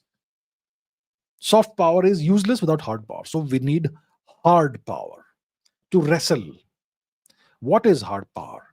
It's economic and military power, full stop. And military and economic power comes from being an industrialized nation. It comes from your industrial base. Without an industrial base, you have no military power because you need industries to produce military power. You don't need manpower. In today's world, 21st century, you may have 5 million soldiers. They'll be cannon fodder without the right weapons. Where do the right weapons come from? Industry. So India needs to become a major industrial power, which will make it a major military power, a major technological power, which will give rise to a larger GDP, larger and larger GDP. That's what we need. And once we become a very majorly powerful country, it will be a piece of cake to wrestle whoever we want and wrestle whoever we want back into our fold. That's how it goes. So we will not be able to wrestle various countries back into the Indosphere by sweet talking them, by saying, we have old relations, blah, blah, blah, talk. No. If you are worthy by being powerful, they will themselves come back to you. They'll feel safer with you. Right now, nobody feels safe because we are not powerful enough. If India becomes more powerful than China, let's say India becomes the most powerful country in the world, hypothetically. Okay? Right now, it's a pipe dream, but hypothetically. then all the old nations of the Indosphere will all flock back to India. They'll be so happy that finally Mother India is here to keep us safe. But right now, Mother India is not able to keep itself safe. So that's the deal. That's what needs to happen. Kensho says, reason, excuse me. Okay. Kensho says, reason of Indians becoming overweight these days in diabetes. Is it because of Western diets? What are the solutions? The reason for Indians becoming overweight, forget about the physical activity, etc. Let's talk about the diet. The Indian diet is a carb maxing diet. It's all carbohydrates, carbohydrates, carbohydrates, carbohydrates. You go to an airport. Okay, let's take an airport as an example. Go to an airport. They have these food courts there, right? They have all these different outlets that sell various snacks and foods and all. Go to each of the food outlets and see the meals they are offering. What is the amount of protein in each meal and what's the amount of carbohydrates? It's going to be 95% carbohydrates. It's pizzas, it's burgers, it is dal chawal, it is idli vada, this, that. Everything is just carbs, aloo paratha, this paratha. It's just carbohydrates. There's hardly any protein. Go to a railway station and see the kind of food that they're offering there. Go to any restaurant. It's just carbohydrates. Even if you order, let's say, some protein yukta meal. Let's say somebody wants to order chicken strips. The chicken strips will come fried in a batter of breadcrumbs and whatnot.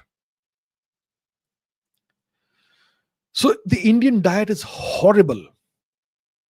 The more carbs you eat, the fatter you get. Okay? And it's so easy to pile up the calories if you eat carbohydrates. And carbohydrates, they create this vicious cycle of feeling hungrier and hungrier. You just keep feeling hungry if you eat carbohydrates and you crave more carbs. And then there's the issue of sugar everywhere. So the major reason is the extremely unbalanced diet that Indians eat. And if you are a vegetarian, it gets harder to eat protein. Yeah, okay. You eat various pulses, you will get protein. Sure. You eat red kidney beans. You eat gram, which is chana. You can eat various kinds of dals, various kinds of lentils.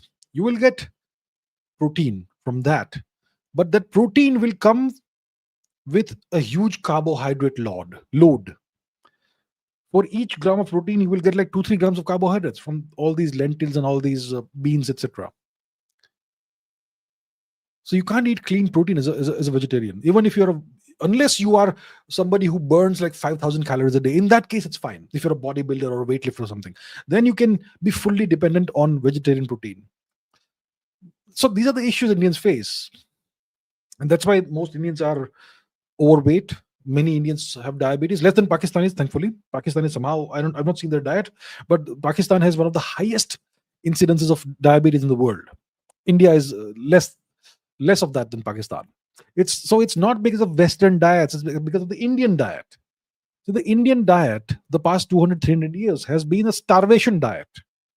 The British imposed hundreds of artificial famines on Indians, on our ancestors, because of which we had to modify our diets to eat whatever garbage was available. And then it became part of our tradition. The same way that in North India, women have to cover their faces because it's part of our tradition. It's not part of your tradition. It's something you have to do for your survival. But now it's become part of the tradition because it's been going on for hundreds of years. Similarly, these starvation diets, they are terribly detrimental for us. But they have been going on for 200-300 years, so they're now part of our tradition. That's what we imagine. We have to change that. So it's not the Western diet that's the problem. It's the Indian diet that's the problem. And most Indians are sedentary. You work in an office, you sit in front of a laptop and type away all day, etc. No physical activity. If you live in a city, you don't even look up at the sky. So because of these reasons, Indians have become overweight, skinny fat, diabetic, and God knows what else. You have to change these things. Nutan Roshan says, "Oh Arya, in these universe, everything is like coded at the beginning, like fundamental laws, physics equations, etc. Is the universe conscious, not emotions? What's missing in dead body that of an alive body when consciousness is everywhere? So in the universe, are all the laws of the universe, all the laws of the world, have they been coded into the universe in the beginning, like the fundamental laws of physics, the equations of physics, etc.? Most likely yes. Yeah, looks like somebody somewhere decided, okay, let me create a new universe and I will decide what laws will be coded into the fabric and structure of the universe, right? How do we know that something is encoded?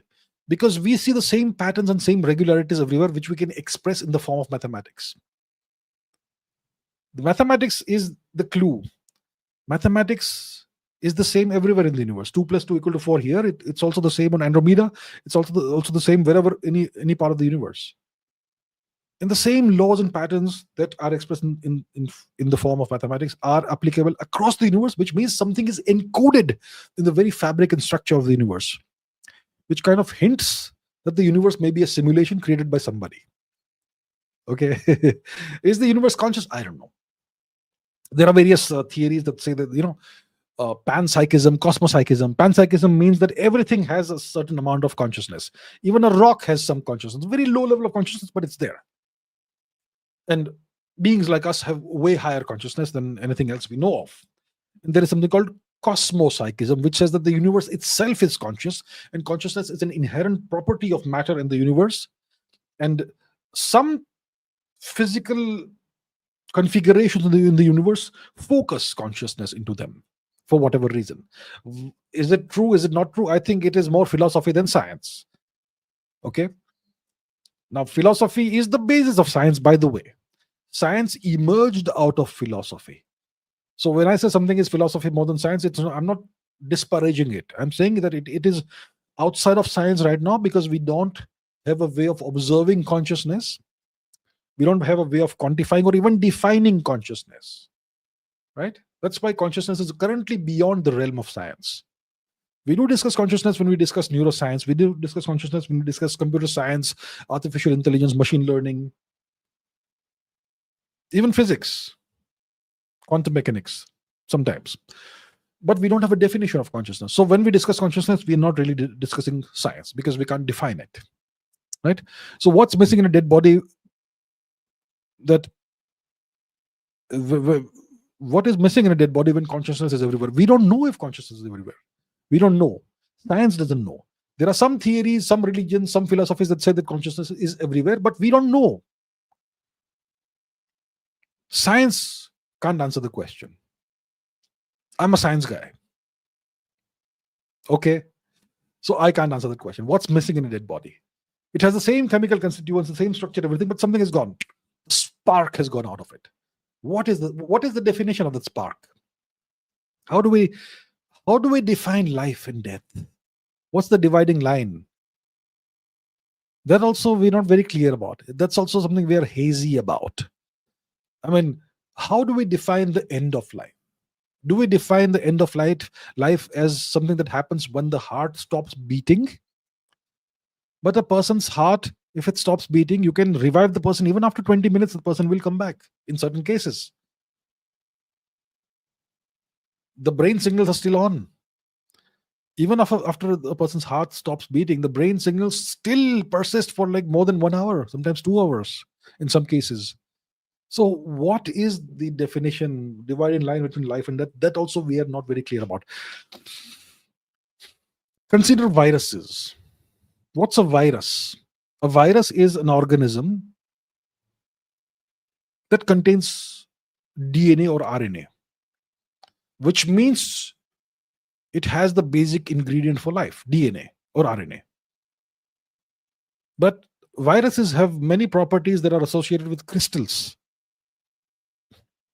So viruses themselves are on the dividing line between living and non-living. So, there are lots of hazy areas in science that we can't really answer. And once again, about consciousness, we don't have answers right now. So that's where we are. Okay. MK says, besides India, is Spain the only region that stayed non-Muslim during long Islamic rule? How did they withstand the Islamic onslaught? Who says Spain stayed non-Muslim?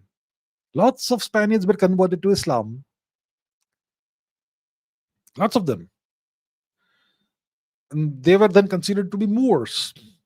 And when the Moors were finally expelled from Spain during the Reconquista, which ended in the year 1492, those who had converted and who had become part of the Moorish population, they were expelled from Spain.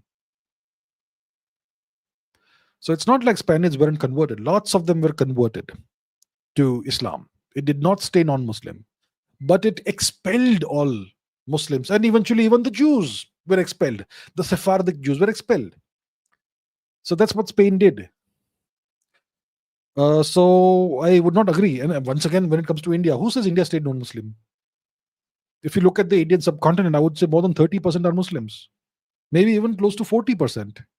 That's massive conversion, isn't it? So neither India remained non-Muslim, neither Spain remained non-Muslim.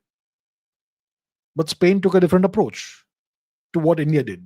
Spain did not allow any partition. Anonymous scientist says, while we were hosting Mr. Putin, we were also purchasing MH60R Sikorsky Seahawks from the US. Quad meeting also took place and condemned the Delhi blast balancing. You got to balance some things out. I'm not sure if you have purchased those Seahawks. Mr. Rajnath Singh was in a meeting with whichever counterpart of his. Was it Mr. Hegseth? Was it somebody else? Did India purchase these Seahawks? Let me just quickly take a look at this. Okay. India MH60R Seahawks. India US SEAL 8,000 crore sustainment deal. It's not the purchase of new helicopters. It is spare parts and servicing and all that nonsense. Well, not nonsense. It's very important. And that's going to cost about $1 billion to support 24 helicopters that we have already produced or procured from the United States. So the Indian Navy's Seahawk fleet, it needs sustainment, it needs spare parts, it needs servicing, it needs American technical assistance or whatever. That's what we're going to do. So once you purchase something from the Americans, they're going to keep on extracting some value out of you. They won't allow you to produce the spare parts locally. You have to import them from the US. And again, if you need some technical assistance, you have to import the American technicians who will come here and then assist you. That's how it goes. And for that, you have to pay good money. So it's going to cost about $1 billion. That's the deal. So that was anyway inevitable. But yeah, you could consider that to be balancing. I'm not sure about the quad thing, but the quad is mostly defunct now. But yeah, you can kind of keep it going, keep it on life support. So kind of a little bit of balancing act, which is necessary, of course. Ajay Sharma says, racism against India has grown since COVID and Russia war, yet Delhi is silent. Is it a failure or a planned everyone hates us united home strategy? Delhi should remain silent. What does Delhi have to do about this? Let me explain what I mean by this. See, if Trump does racism, Mr. Modi can respond. If some world leader makes racist statements, then the government of India can and should respond. If anonymous online trolls on social media start a racist campaign against India, which is then amplified by non-anonymous people also, that's not at a government-to-government level. It's individuals are doing it. Obviously, it's not just individuals. It's a sustained campaign which may be emanating out of Pakistan or China, or maybe China first, then Pakistan. And maybe the Americans are tacitly encouraging this on various social media platforms. But it's happening not at a government-to-government level, and that's why the governments should not get involved in this. How should the government actually get involved in this? I'll tell you. By creating our own social media campaigns, disguised as bots or disguised as private users. You fight a war based on the context. My problem, my issue is that the government of India is not fighting this war. I don't want the Prime Minister to make a statement about this. I don't want the Ministry of External Affairs to make a statement about this. We should use the same tactics to fight the war. If a bunch, maybe 10,000, 20,000, 100,000 bots are amplifying hate against India, we should create an army of 1 million bots who will say positive things about India and fight those bots. That's how you fight the campaign. That's how we do it. That's how we respond. And that is something the government of India has completely failed at. Absolutely failed at. For what reason?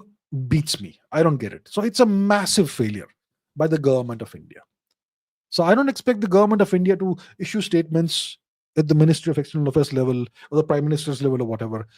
They should fight fire with fire. And they are simply absent from the fight, which is extremely frustrating, and it's a huge failure. It's like the government of India is clueless about this matter, how to deal with it. Pratardana says DJT agent Krasnov rumor seems true. My opinion. I don't even know what this is. What is this? Krasnov. What is DJT? Donald J. Trump. Let me see what this is. DJT agent Krasnov. What's this? DJT agent Krasnov refers to a conspiracy theory and unverified claim that DJT was recruited as a Russian spy or asset by the KGB in 1987 and given the code name Krasnov. And there's a Facebook post by Alnur Musayev, a former head of Kazakhstan intelligence agency, who alleged that Trump, at the age of 40, was recruited during a visit to Moscow. Recruiting all these people was a priority for Soviet intelligence.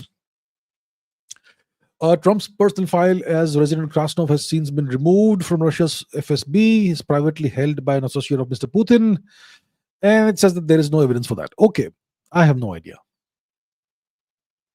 No idea. I have not seen this rumor, so I can't say. MK says, why are soul vultures relatively less successful in North India despite their less per capita income, considering their success in less income societies? Have you seen how they are performing in Punjab? I don't know. I'm hearing that thousands of, especially Sikhs, are converting at a very rapid pace to Christianity. Looks like they are super successful in Punjab right now. And they are successful apparently in various tribal belts in northern India and western India. They're converting at a very rapid pace. And they are keeping this under the radar. So in North India, Western India, they are becoming increasingly more successful every year. So if we remain complacent, I mean, even if we are not complacent, my question is, what is the government of India doing? Why are they allowing foreigners or foreign funded organizations to conduct industrial scale conversion activities in India to foreign religions? I just don't get it. Do we have no sense of self-defense left anymore? I don't get it. I don't know why this is happening. Fast Snail says BRICS dump 29 billion treasury bonds. How would the US react? What can the US do? Nothing. It's up to BRICS. I mean, BRICS is not one entity. It's multiple nations. Have BRICS nations dumped treasury bonds? Let me see. BRICS US treasury bonds. What's happened? Oh, it's BRICS, not Bryce. BRICS. What's it say? BRICS, not Steve Bryce, BRICS. 3 BRICS countries have slashed their US treasury holdings. Which 3 BRICS? India, China, and Brazil. Okay, by tens of billions of dollars in 1 month. Bye dollar. So it looks like India, China, and Brazil have dumped a few billion American treasury bonds. So how will the US react? The US, what can they do? It is the sovereign right of nations to purchase and sell US treasury bonds. The Americans have offered these bonds. We can buy them, we can sell them. The US obviously will not be pleased about this, but there's nothing much they can do. Obviously, they will apply pressure on these nations individually They'll apply different kind of pressure on Brazil, different kind of pressure on India. Maybe nothing they can do about China. So we'll see about that. But yeah, there's nothing much they can do overall.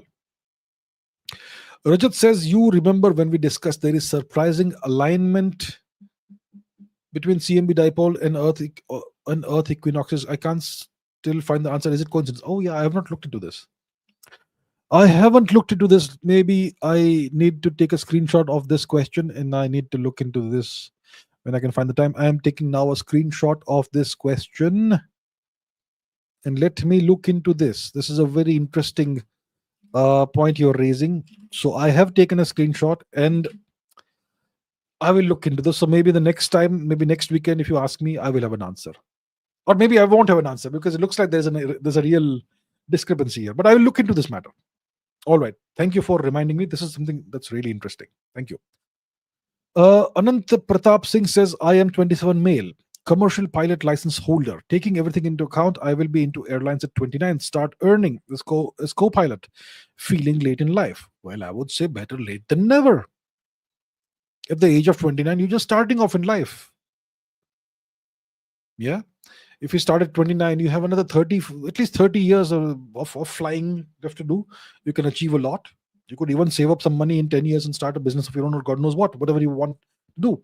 So please don't see it as something like you missed out or you're late in life. I know people who have taken the time, who have spent all the time to acquire a pilot license, spend a tremendous amount of money, and they never became a pilot. Did not work out for them.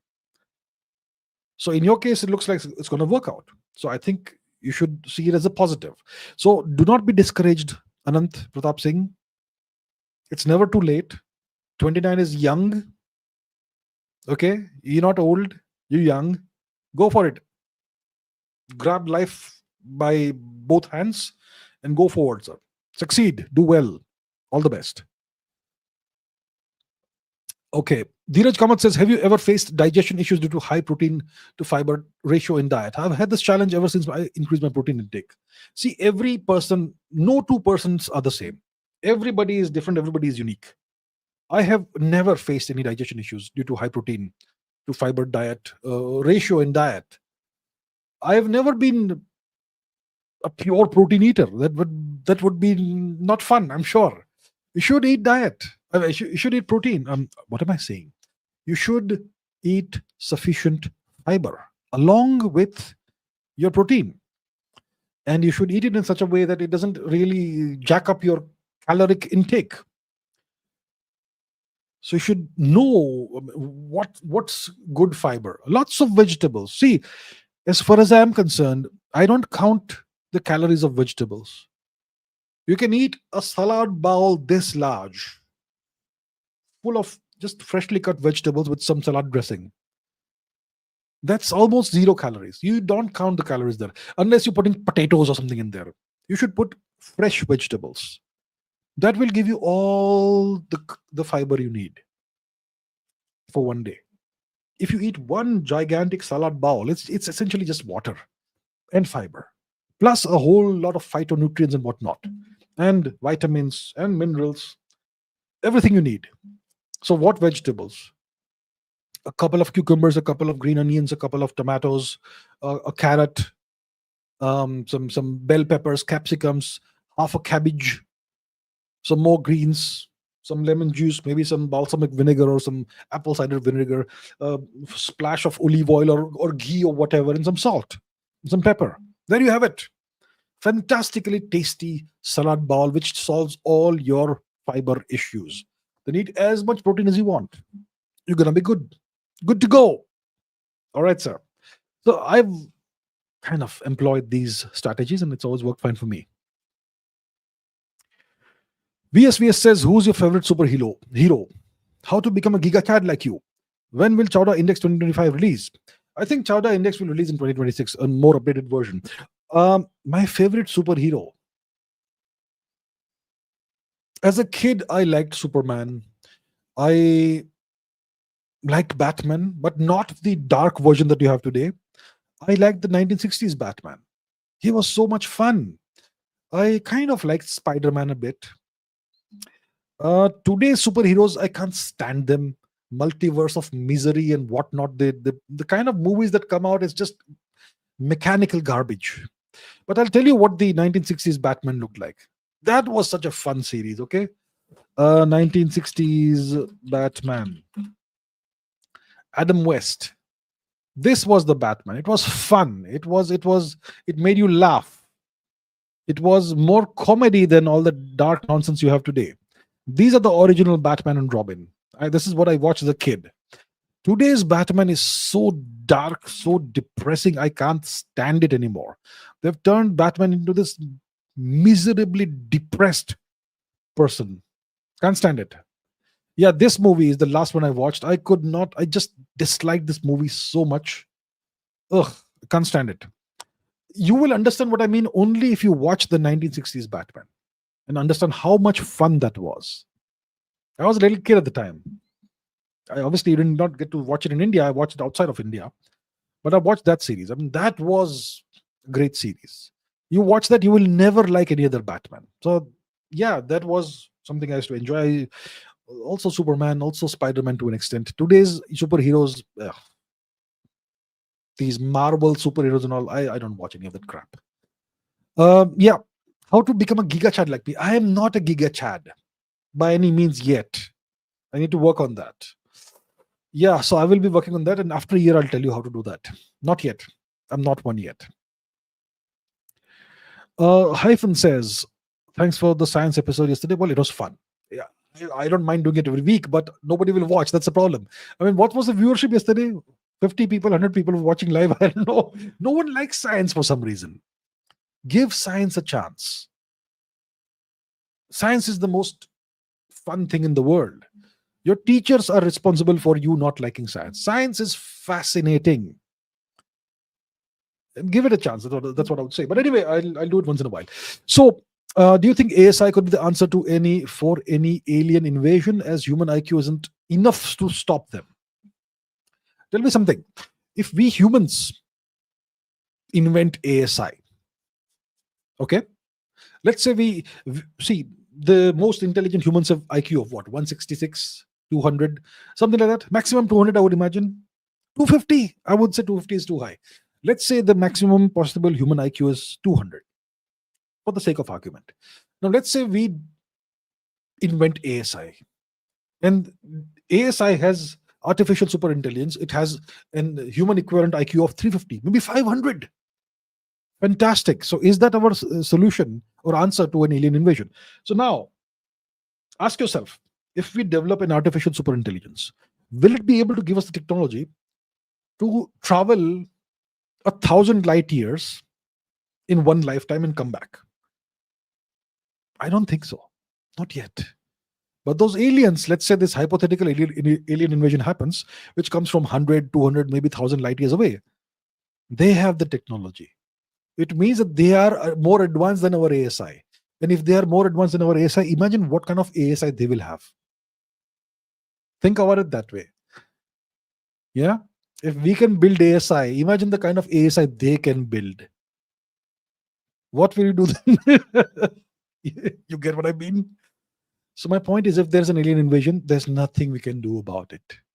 Unless the aliens are monumentally stupid like they show in the science fiction movies. Right, okay. Fast Snail says, Japan-China escalation, signs of another proxy war. Yeah. See, if Japan is being a little aggressive towards China, it is very uncharacteristic, and it only means that the Americans are making them do that. Japan is owned and controlled by the US, very sadly, very tragically. You know, nothing will make me happier than seeing in my lifetime a genuinely independent and sovereign Japan again. But yeah, right now it's completely controlled by the US.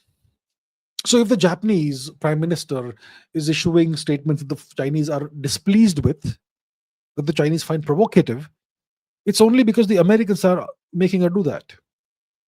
So it's not a Japan-China escalation. It's the US-China escalation with Japan as the proxy. Just like the Ukraine war is not a war between Russia and Ukraine, it's a war between Russia and NATO with Ukraine as the proxy. Yeah. So you are right. It's kind of it's not going to be a war. It's right now it's a war of words. So it's a proxy war of words, no question. Japan is merely a proxy of the US. And the Chinese know it very well. But right now they will address the issue with Japan. But the Americans are warning China essentially that, you know what, if you try to make a move on Taiwan, we have all these assets that we can use over here. We can use Japan, we can use South Korea, we can even press Australia into action or something else. So that's what's going on. Arman Khan says, India is a depression country. It starts from shitty education system, which teaches nothing, and corporate to pressurize your minds. Both are garbage, trash. I am so sorry, but I would have to agree with you, sir. I would not say that India is a depression country overall. There are lots of problems in India, but if you compare India, the India of the 2020s, we are in 2025. You compare India of 2025 with India of 1985, huge change. India is so far better today than India in 1985. I promise you. Because as a small child, I saw the India of 1985. It was so much more backward than India today. But in some senses, it was less deracinated and less mentally colonized. Today, India is significantly further ahead economically, in terms of hard and military power, in terms of prosperity, but also in terms of pollution, in terms of overpopulation. All that has also increased. In 1985, India's population was 600 million. Today, it's 1.4 something billion, which is like, oh. So there's been good and bad kind of progress at the same time. We do indeed have what you call, as you say, a shitty education system. No question about it. It's trash, teaches nothing, wastes your time, brainwashes you, destroys your ability to think critically, destroys your curiosity, your talent, your joie de vivre, destroys everything. And the corporate world is full of pressures, all kinds of pressures. Yes, they want you to work 80 hours a week, 100 hours a week, no vacations, no days off. I know, I've been there. I've been a cyber coolie myself in almost like what seems like a different life. So this is what happens when a country transitions from a certain state to a different state. What we want ultimately is for India to have great living standards, great work-life balance, and we want a country that gives everybody the opportunities that they seek and deserve.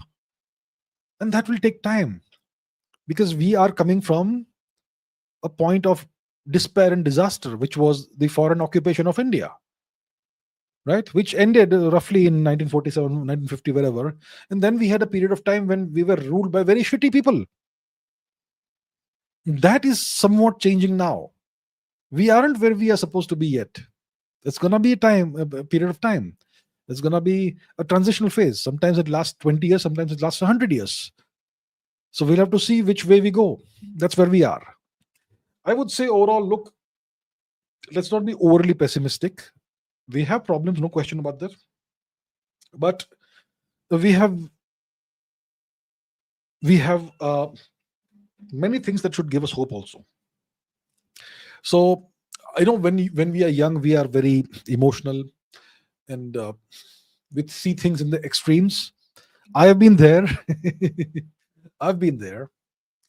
But today I see things a little bit differently. So I would say let's not be all pessimistic, all negative. Do whatever is best for you. If you feel that leaving the country is best for you, then I would not stop you. But if you want to stay in the country, work hard to make it a better place. If everybody does that, India will change. And India is changing. Okay. Nano Mountain says, spent 5 years in UPSC preparation, but I failed. I'm good at science and mathematics, so got opportunity to do MTech at a top IIT, but I'm 28 now. Is it late? Should I go for jobs? Always stressed about the future. Okay. So forget about what happened in the past. Okay. You spent 5 years doing UPSC, didn't work. Whatever. It's okay. It's life. Everybody fails at various things. Doesn't matter. Now you're good at science and mathematics, so you have the opportunity to do MTech at a top IIT. You're 28 now. Is it too late? I would say it's not too late. Of course, if you do an MTech, it will take how many years? 2 years, 3 years, whatever it takes. If you do a BTech in an IIT, it takes 4 years, if I'm not mistaken. I don't remember exactly how it is today. But let's say you spend a couple of years, maybe 3 years doing an MTech.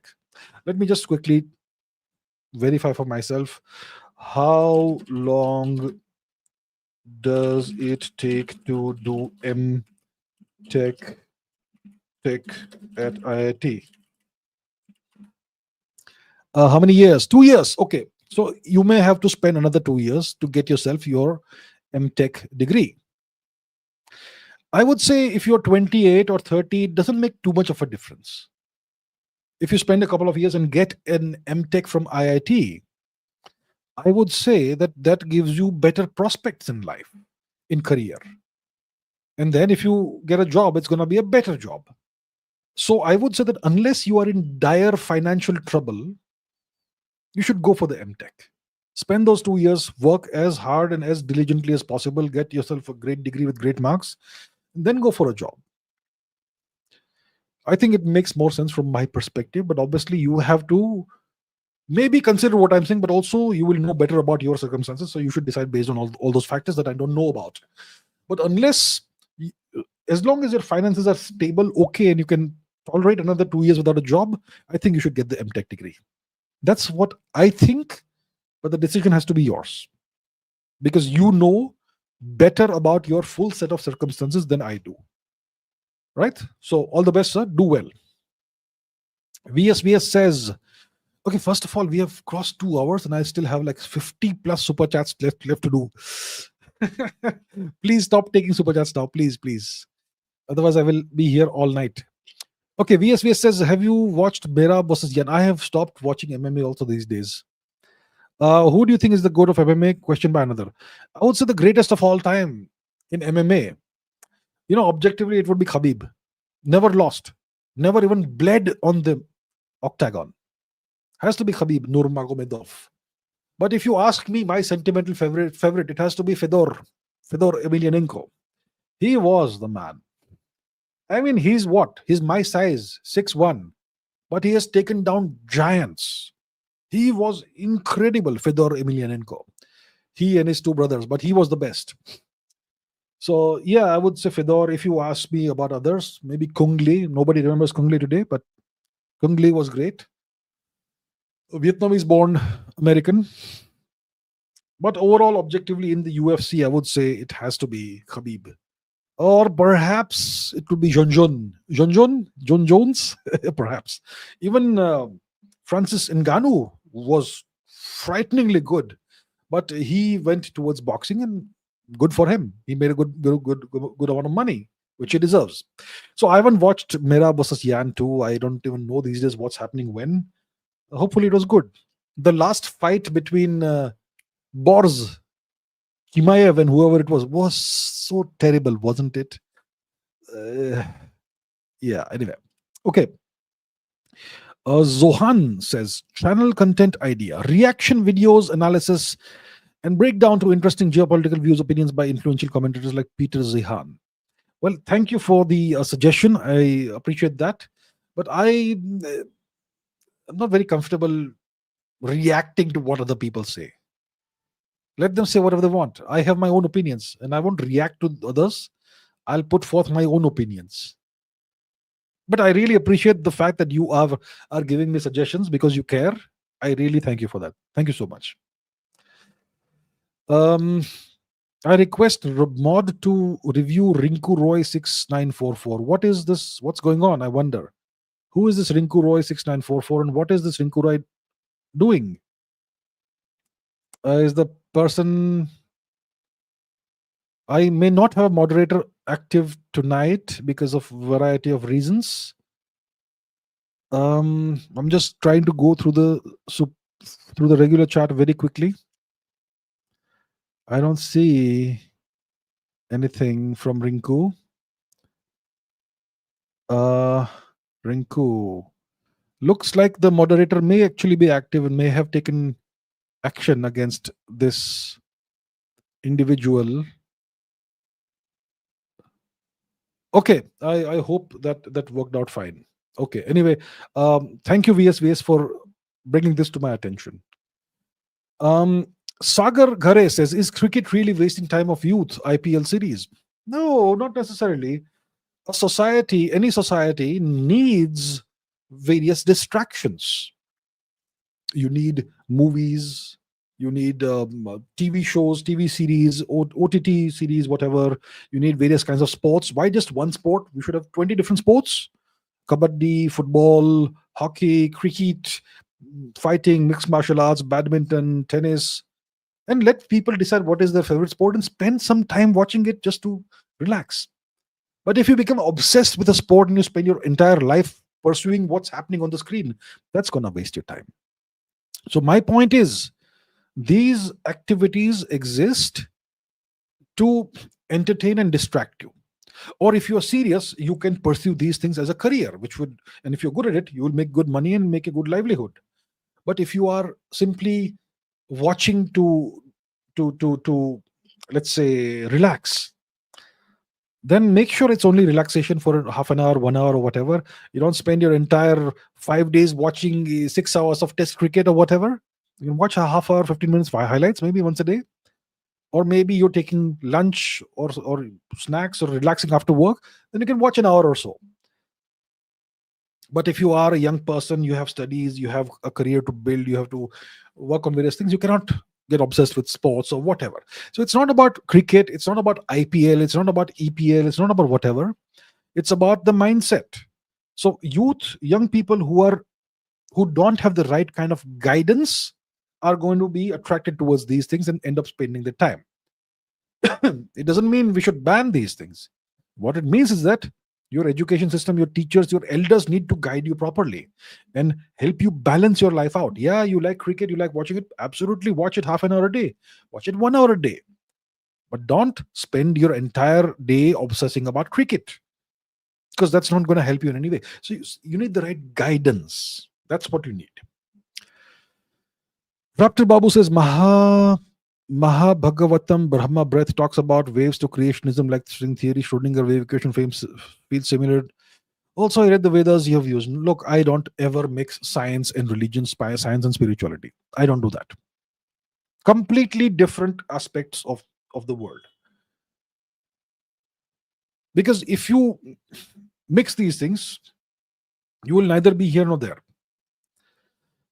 Let me explain why. Because if you are, let's say, a scientist, you have to be disciplined and remain a scientist. What is science? Science is all about the observable universe, observable physical objects, and empirical phenomena. Observable phenomena, replicable phenomena. You only talk about the observable and physical world in science, in physics. You don't talk about non-physical objects like the soul, like Atma, like God. You don't talk about morality and ethics. All those things are non-physical. You cannot measure the soul. You can't weigh the soul. You can't quantify the soul or God or spirituality or morality or ethics or whatever. So you, as a scientist, it is your job to be disciplined and not stray from your path. Now, Schrodinger, see, every high quality physicist has had a tendency to go into other domains. For example, like you say, Schrodinger read the Vedas. Heisenberg also was interested in Indian civilization, Indian culture, etc. Oppenheimer was a Sanskrit scholar.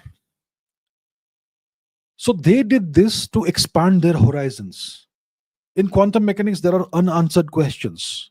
Quantum mechanics is incredibly weird if you study it. And it doesn't give you an answer as to why is it weird. Why do these strange phenomena exist and occur? So if you read Indian spirituality, it looks like there seem to be answers in there. Maybe not answers, but our ancestors who wrote about these things thousands of years ago,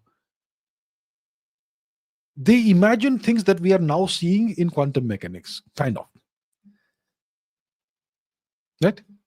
So maybe they had some answers. And that's why a Schrodinger or Heisenberg or Oppenheimer would want to read more, and they would get obsessed with it just to answer questions about physics that they may have. And maybe there are some parallels to it. Maybe it will give you some inspiration, some ideas.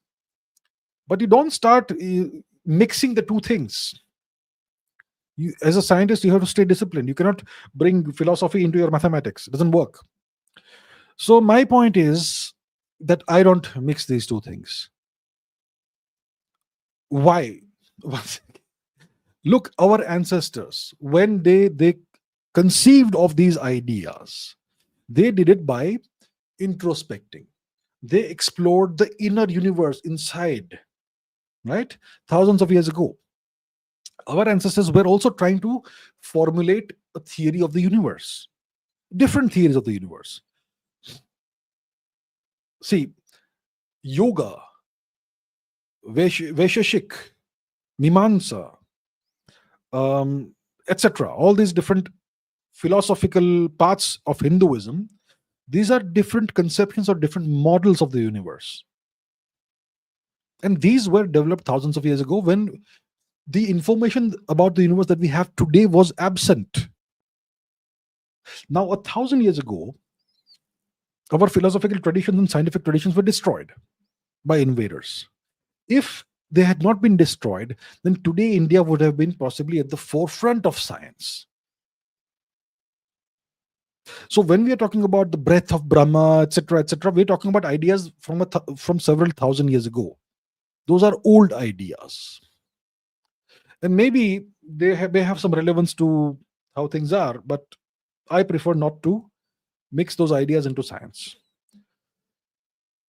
Okay. Fast Snail says Trump brokered deal DRC Rwanda conflict history. I don't know the conflict history. Democratic Republic of Congo and Rwanda. I don't know. What's the conflict? What's the history? I'm a little hazy about that right now. I don't know every conflict in the history of every conflict in Africa. I can tell you about. I have spoken about this, about what's happening in Sudan. I have spoken about what's happening in Sierra Leone, about what's happening in Burkina Faso, what's happening in the Sahel region, etc. But this DRC Rwanda thing, I'm a little hazy on that right now. So don't know. Manna Cheda says, why isn't India investigating in stuff like colliders? Read a US Navy paper saying antimatter triggered nuclear. Alan, too far. You can't make antimatter without colliders.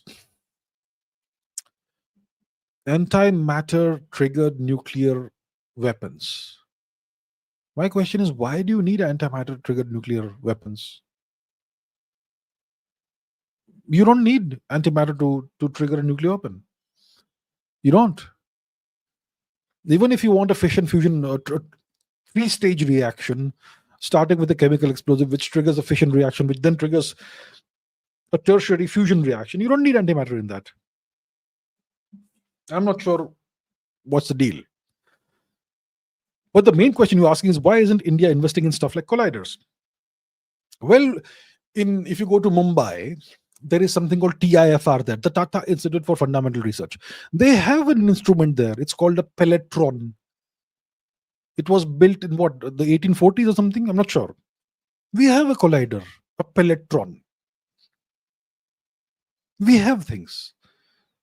It may be 1,000 years old, but it's still there, right? We have it. Oh yeah. That's the Indian attitude towards science. The Indian government's attitude towards science. The Indian academic structures attitude towards science. We have it. We have a collider. We have whatever. We have a token thing somewhere. That's it. You see, colliders are very expensive. They're super expensive to build, and they're super expensive to run. The Large Hadron Collider, it consumes every year electricity which costs the same as the budget of a small country. Okay? And to build it will cost, I don't know how many billions of dollars. So India, no, we have to do Ladli Behna Yojana, and we have to do this Yojana and that Yojana, right?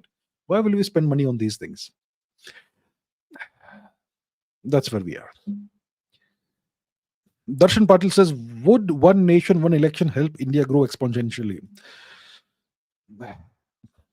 I suppose it would. It'll stop wasting our time and our energy and our resources to a significant extent. If we have just one nation, one election throughout the nation at one point in time, and every 4 or 5 years or whatever, it would certainly help India focus more on what's important. But is it feasible? I doubt it.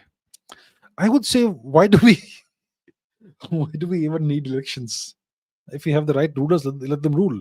But do we have the right rulers? Do we have the right people in this country? I'm not sure. Overall, if you look at the overall pool of politicians, right now we have the right guy at the top. But if you look at the overall pool of the politicians, do we have quality there? Are politicians even worthy of ruling overall? The average politician, are they worthy of ruling? Yeah, well. What is vacuum decay risk in Higgs in easy terms? Look, um, maybe the universe is in a false vacuum state. Um, I don't have the drawing here. Let's Google the drawing. Okay, vacuum decay.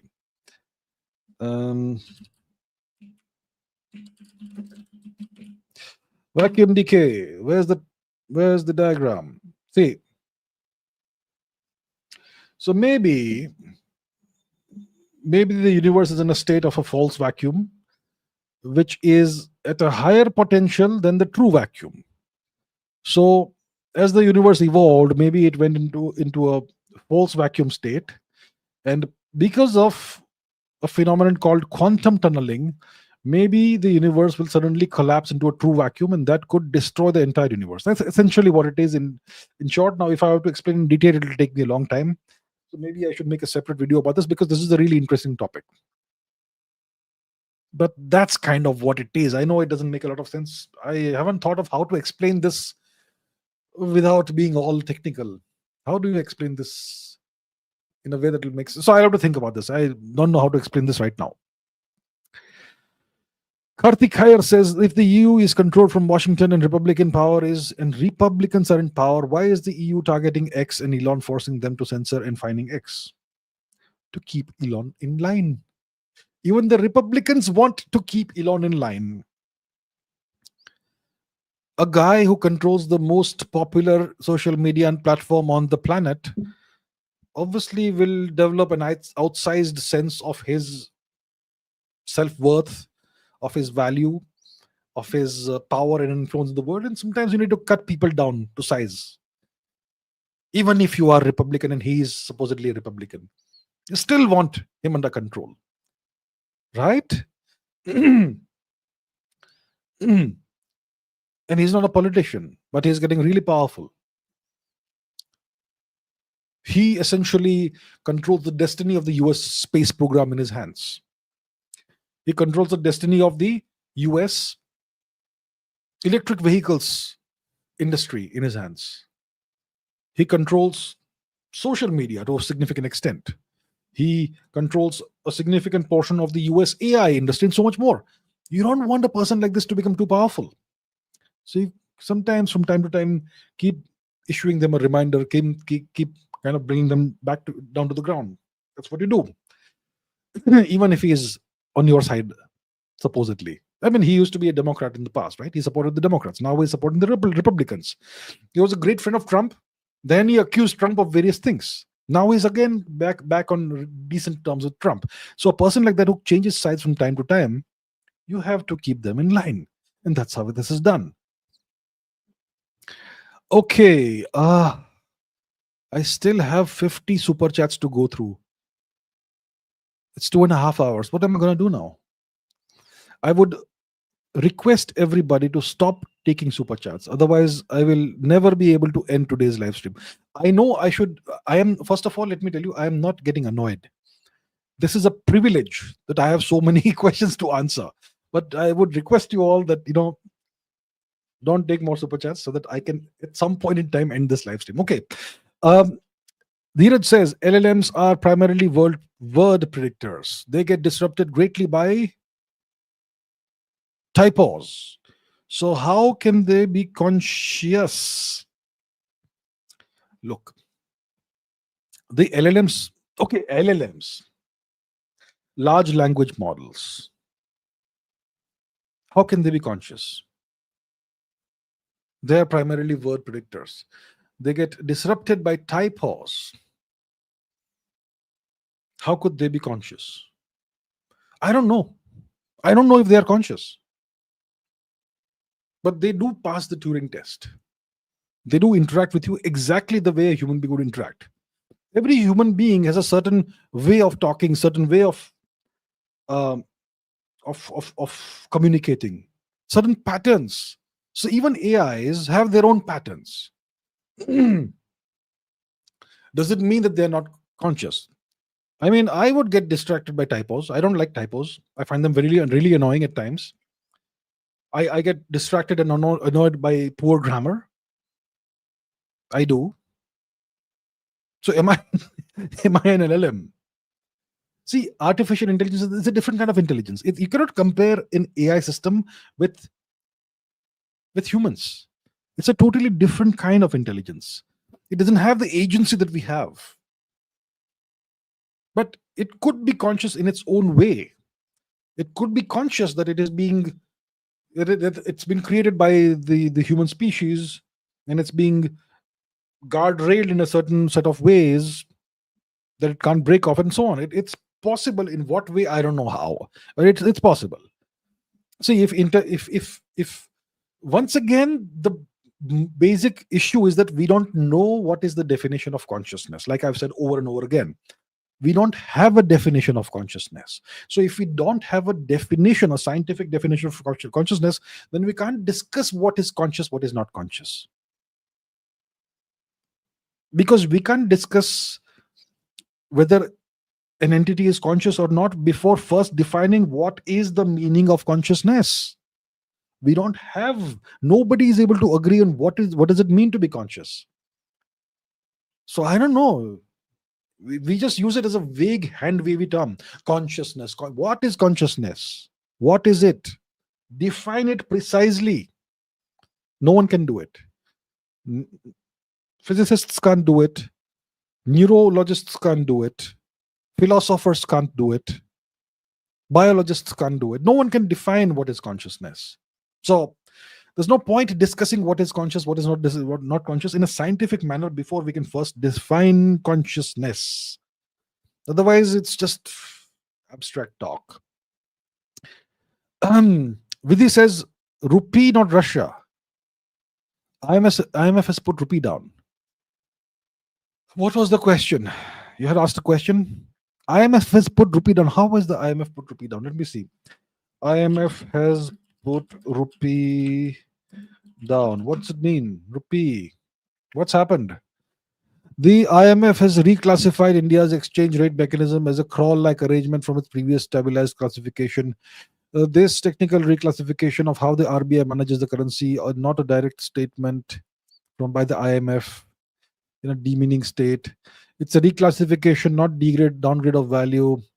Uniform methodology to classify member countries de facto, etc., etc., etc. It doesn't target a specific. Okay, all right. They've reclassified something. I don't know what it is. Whatever. It's just putting a title on something. It doesn't matter. Keep going.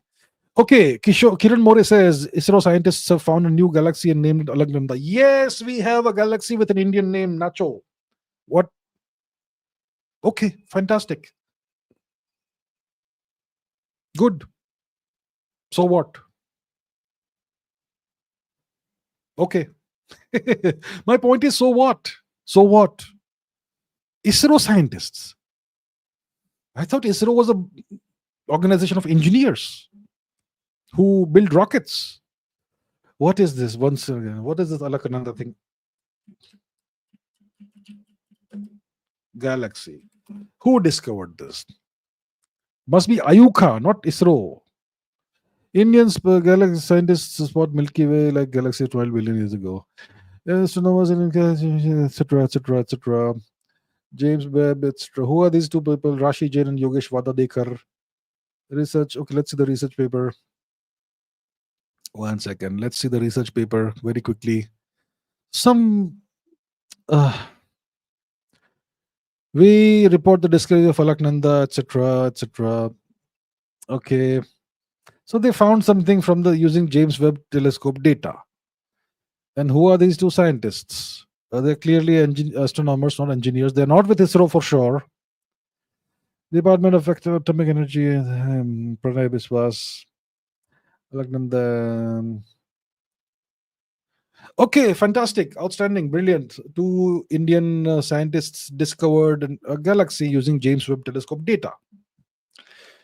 Fantastic. It's no great achievement. Understand that.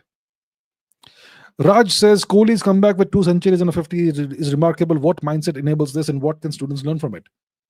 What mindset enables success at the age of whatever he is, 35, 36, whatever? Determination. The mindset is that of hunger. I am not done. I'm not done. I'm not going to give up. I have more to achieve. I have bigger goals. Right? That's the mindset. Determination, tremendous. See, the older an athlete gets, the harder that person has to work to maintain the fitness levels. And Kohli's fitness levels have always been remarkable, better than most other Indian cricketers, right? So to maintain that fitness level, you have to be extremely disciplined in your diet and extremely disciplined in your physical activities. So he would have to work harder today compared to 5 years ago to maintain the same physical conditioning status. So that tells you that he is extremely determined. He still has goals that he believes he has not achieved. And that's a lot. Students can certainly take inspiration from that. If a guy who has achieved everything in life, like what people would imagine, has earned all the money he wants, and he's still so hard at work to achieve more, it should inspire students who have achieved nothing though so far to do great things in life. Yeah. Is very bad language. Yes, you cannot use such language over here. Is very bad username. You can't use such slang Russian terms here. Is bad. Is very bad, sir. I condemn this. Okay, since Trump has come, the ruble has become stronger. Outstanding. I haven't seen how the ruble has performed, but since 2022, the ruble should have been destroyed by the sanctions, etc. Right? And it's not happened. And the Russians so clearly were aware of all the actions the Americans and the Westerners would take against them, the sanctions that would be imposed, they would be cut off from SWIFT, and so much more. And they had multiple contingency plans in mind, and they have executed very well.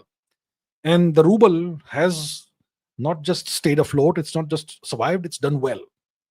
And since Trump has come, it has become stronger. I've not seen that, but yeah. So Russia is doing a great job of managing its economy and safeguarding its currency. Great job. Okay, Kiran Morris says, will Trump taco from NATO in 2027? I don't know what the future is going to hold. I don't know. I can't tell you what the future is going to hold.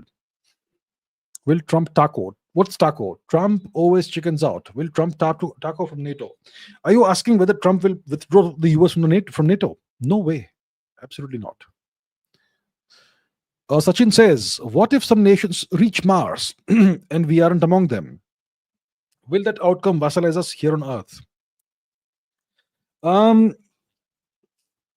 Not necessarily, but it will cut off the future for Indian citizens in space. Because eventually, if there is no major catastrophe in human history in the future, we will become a spacefaring species. We will have outposts on Mars, on the moon, or perhaps in other parts of the solar system also. We'll have space stations around Jupiter, around Saturn. We will have outposts on rocky moons of Jupiter, of Saturn, maybe other places. We will do asteroid mining. We will do all kinds of stuff in space.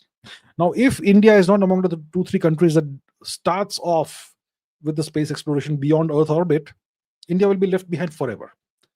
And then when there will be multiple cities on Mars and multiple places to visit on the moon and business opportunities, commercial opportunities all across Mars and the moon, then Indian citizens, if they want to go there to do something, they will need a visa. They will have to beg for a visa, like you have to beg a visa if you want to go to some other country today.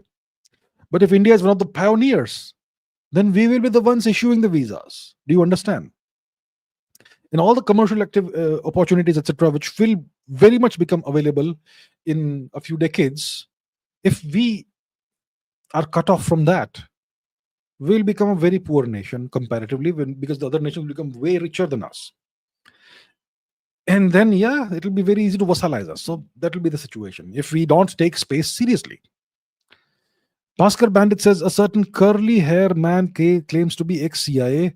On various podcasts, tries to dissect how intelligence works, what things CIA has done, etc. If it feels like this is a plot or disinformation campaign, just as UFOs are seen only in the US.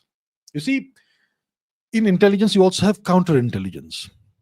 When it comes to propaganda, you have information, you also have disinformation.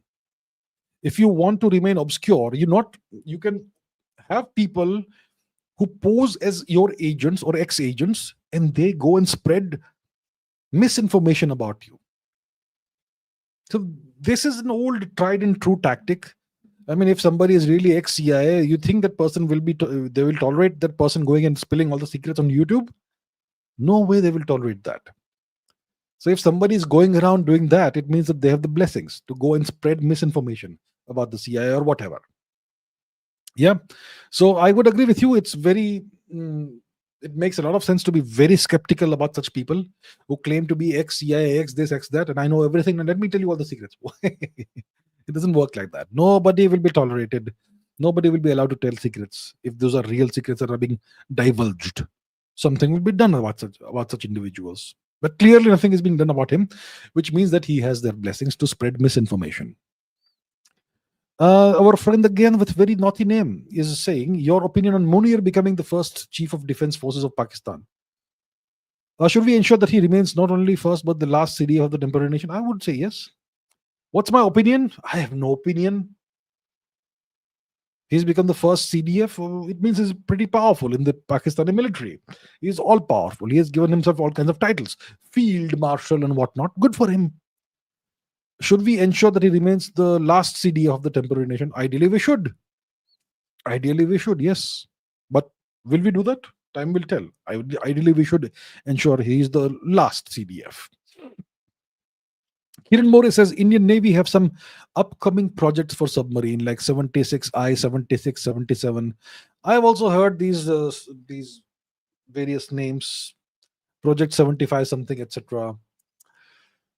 Good that we have it, but we would like to see the outcome. India should have, dozens of submarines. We have a very large area of interest, geographical area of interest, maritime area of interest. We have this wonderful set of slogans, right?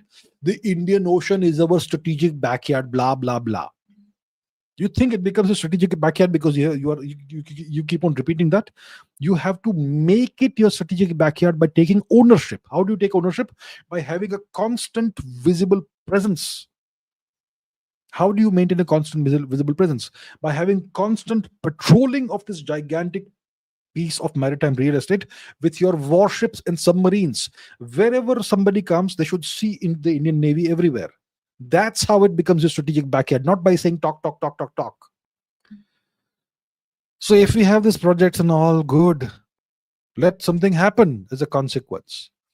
We should have at least 50 submarines if we have a strategic backyard that large. Ideally, we should have 100 submarines.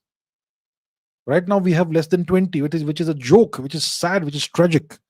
So we have these submarine projects that have been going on for decades. I've been hearing. It needs to speed up. We need to see results.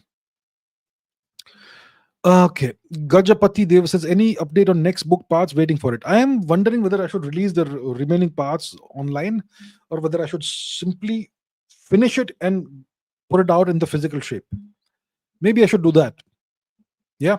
So I'm obviously working on this stuff. It's not like I've stopped working because I stopped live streaming that stuff. Yeah, I'm working on it. I'm expecting that the first full complete book will be completed in the first quarter of the next year. And the next year, I'm planning 3 at least. 3 ideally. So let's see. Maybe I should stop releasing these book section by section by section by section and just put the whole thing out in the physical shape. If you can have a little bit of patience, I'll do that. Okay, Rahul Kumar says, oh, okay, this question we already took, but okay, should India resume nuclear testing? The US have announced that they will do so. Pakistan, they say, is currently doing it. Please, read last question. I don't know what took read last question means, but okay, should India resume nuclear testing? See, Trump has claimed that Pakistan is testing nuclear weapons, and that's the justification he's using to say that he wants to resume American nuclear testing. So, what should India do? India should not go and start testing right away.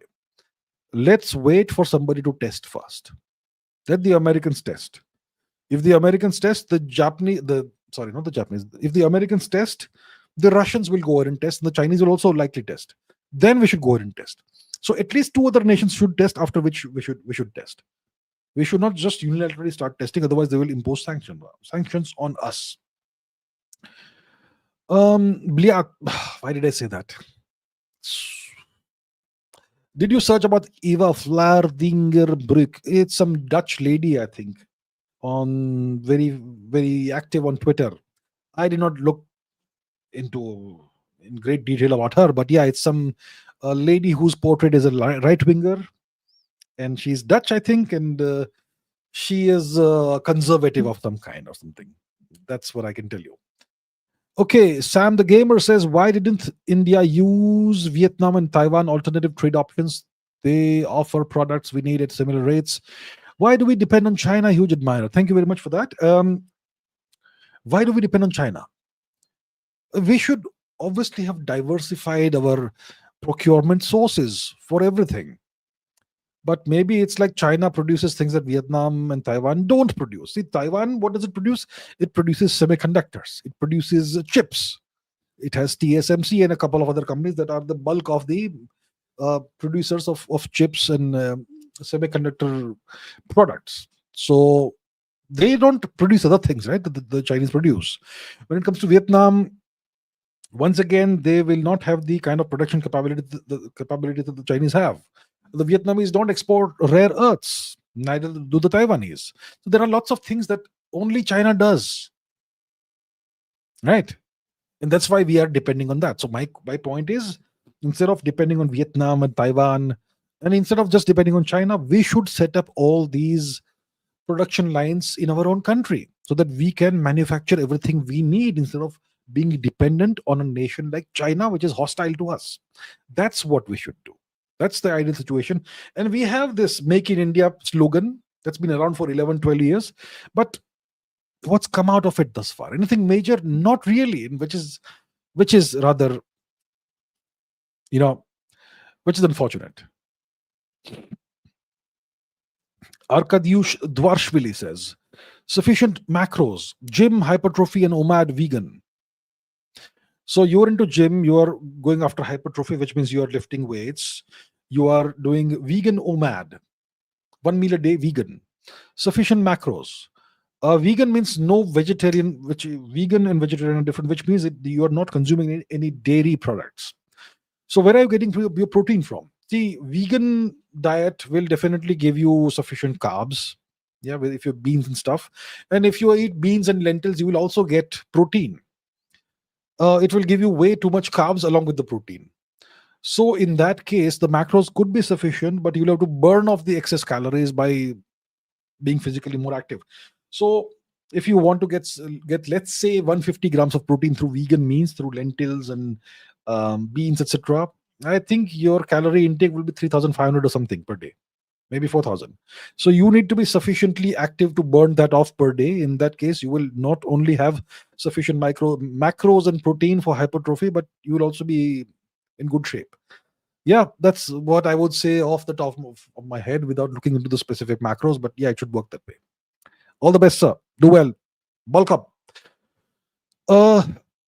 Can have an Understanding Russia series maybe in the future. Look, I am not even able to work on the Understanding America right now. You want Understanding Russia? I look, there's a lot I need to do. There's a lot. The past 4 years I've been speaking. It's time I start publishing books. So that's going to be the focus this coming year. That's what I'm focusing on right now. So that's the deal. Eventually, I'll take up these suggestions, and hopefully whatever is possible I'll do. But thank you for the suggestion, sir. Anuj says, please guide where to start new channel Real Indian History. Well, whatever you are, if you are starting a new YouTube channel about Indian history, I would recommend you start with whatever your expertise is. So if you're an expert on, let's say, the history of Odisha, you start with that. Make 10, 20 videos, as many as possible, based on the subjects you know the best. Then you can branch out from there. Maybe your expertise is Punjab history. Maybe your expertise is Tamil history. Maybe your expertise is uh, Maharashtra history. Whatever it is, whatever you know best, start with that. That's what I would say, and then you can go beyond that eventually once those things are taken care of. That's what I would say. All the best, sir. UMX says, I was pressured by family into a Jesuit college. It's a waste. BCom that doesn't fit my goals also has 6 a.m. timing. What on earth? 6 a.m. timing. Indian colleges are so horrible. Why? I have never heard of an Indian college that has a 6 a.m. timing. My goodness. It's a Jesuit college. So it must be okay. Whatever. So what's the question? Why are Indian colleges terrible? The Indian education system is terrible. So obviously everything else, everything that's associated with it is going to be terrible. That's the problem. Anyway, it is what it is. Do the best that you can with it. Just get your thing done, get your degree and get out. That's all. All the best. VSVS says DRDO in Safran will develop most advanced French fifth generation jet engine and will get full transfer of technology with all technology, including single crystal blades and property rights. Deal finalized on 24th November. Question by Advait. It's not a question, it's a statement. What's the question?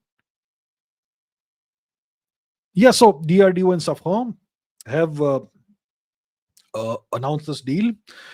India will develop a fifth generation jet engine. It's not going to be a French jet engine. It's going to be an Indo-French jet engine, but the intellectual rights will be with India. The full technology will be Indian, single crystal blades, etc. So I suppose we must have paid them a lot of money for that. And yeah, I think it's great. Like I've been saying for a long time, we need to acquire this technology no matter what happens. Buy, beg, borrow, steal, whatever. So we are buying it. Good job. Finally, get it done as soon as possible. Test it out rigorously and then start flying with the engines. Animesh Paul says, in a day and age of extreme commoditization and over consumerism, how can we as a society stay focused on meaningful goals instead of getting pulled into the toxic pursuit of status and showmanship? You know, the nation needs to have a mission. Does our nation have a mission? The Chinese nation has a mission.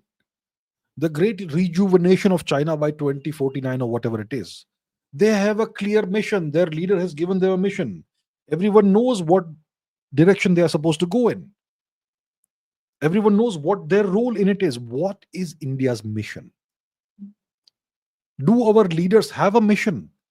Have they given all citizens a clarion call of what we are going to do, which direction we have to be in, and what our target is by 2050 or whatever?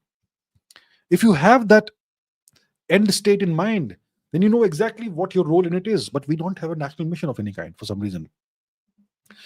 So that's why everybody is going in whatever direction. Everybody is self-interested, self-centered, and so on.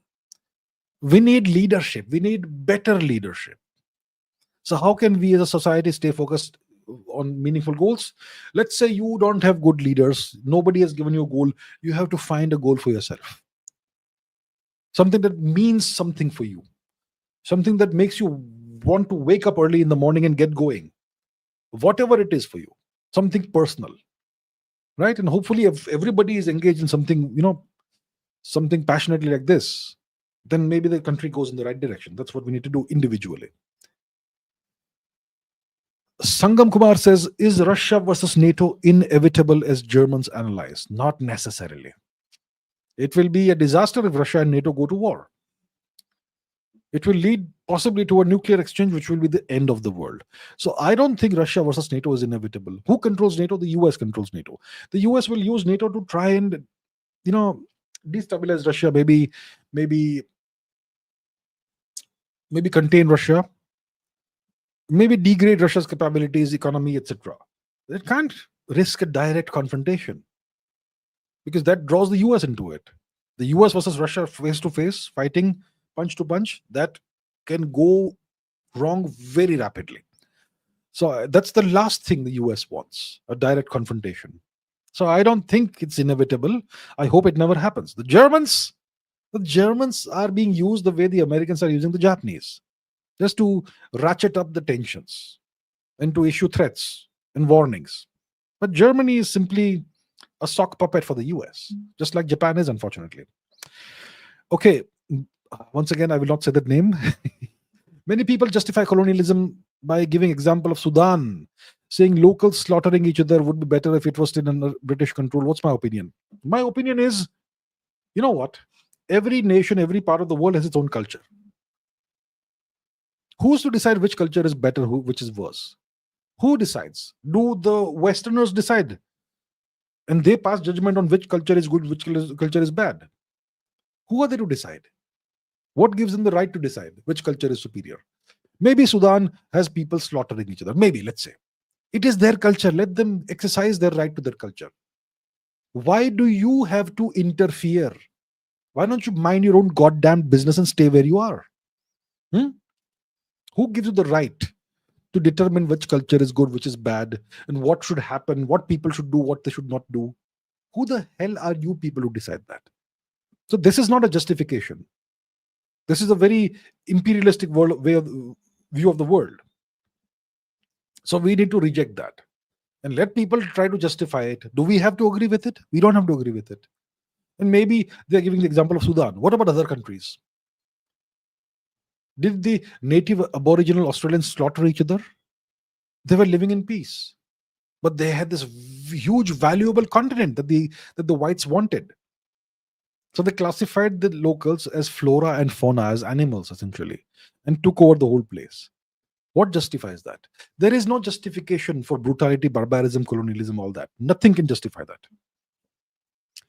VSVS says NATO war company Hapad Lloyd are now operating in our eastern front Bangladesh ports. They've tightened the screws in Suez Canal during Hamas-Israel clash. Thoughts? Question by Chaitanya. Well, Chaitanya, there's nothing surprising about this. See, Bangladesh has undergone this coup. Sheikh Hasina was ousted, and now the army is ruling Bangladesh. And they have this puppet, Mohammed Yunus, who is the alleged leader of Bangladesh, but he's just a puppet. And Bangladesh is now a vassal of the US. So in 1971, we broke Bangladesh free of US control by liberating Bangladesh from Pakistan, because Pakistan was a US vassal at the time. It is again one now. So 71, we transformed East Pakistan into Bangladesh. Now, because of the coup in Bangladesh, Bangladesh is now once again de facto East Pakistan. And they are allowing American companies, etc., to set up shop over there. So no surprise there. So we're gonna have to be now careful about what's happening in Bangladesh. Because before Sheikh Hasina came to power, we had that Khalida Zia, or whatever her name was. She was in power. She was very strongly anti-India, and she was harboring all kinds of separatists and terrorists in her territory, who would then cause all kinds of havoc in our Far East, etc. So we're gonna have to be very careful about this. Yeah.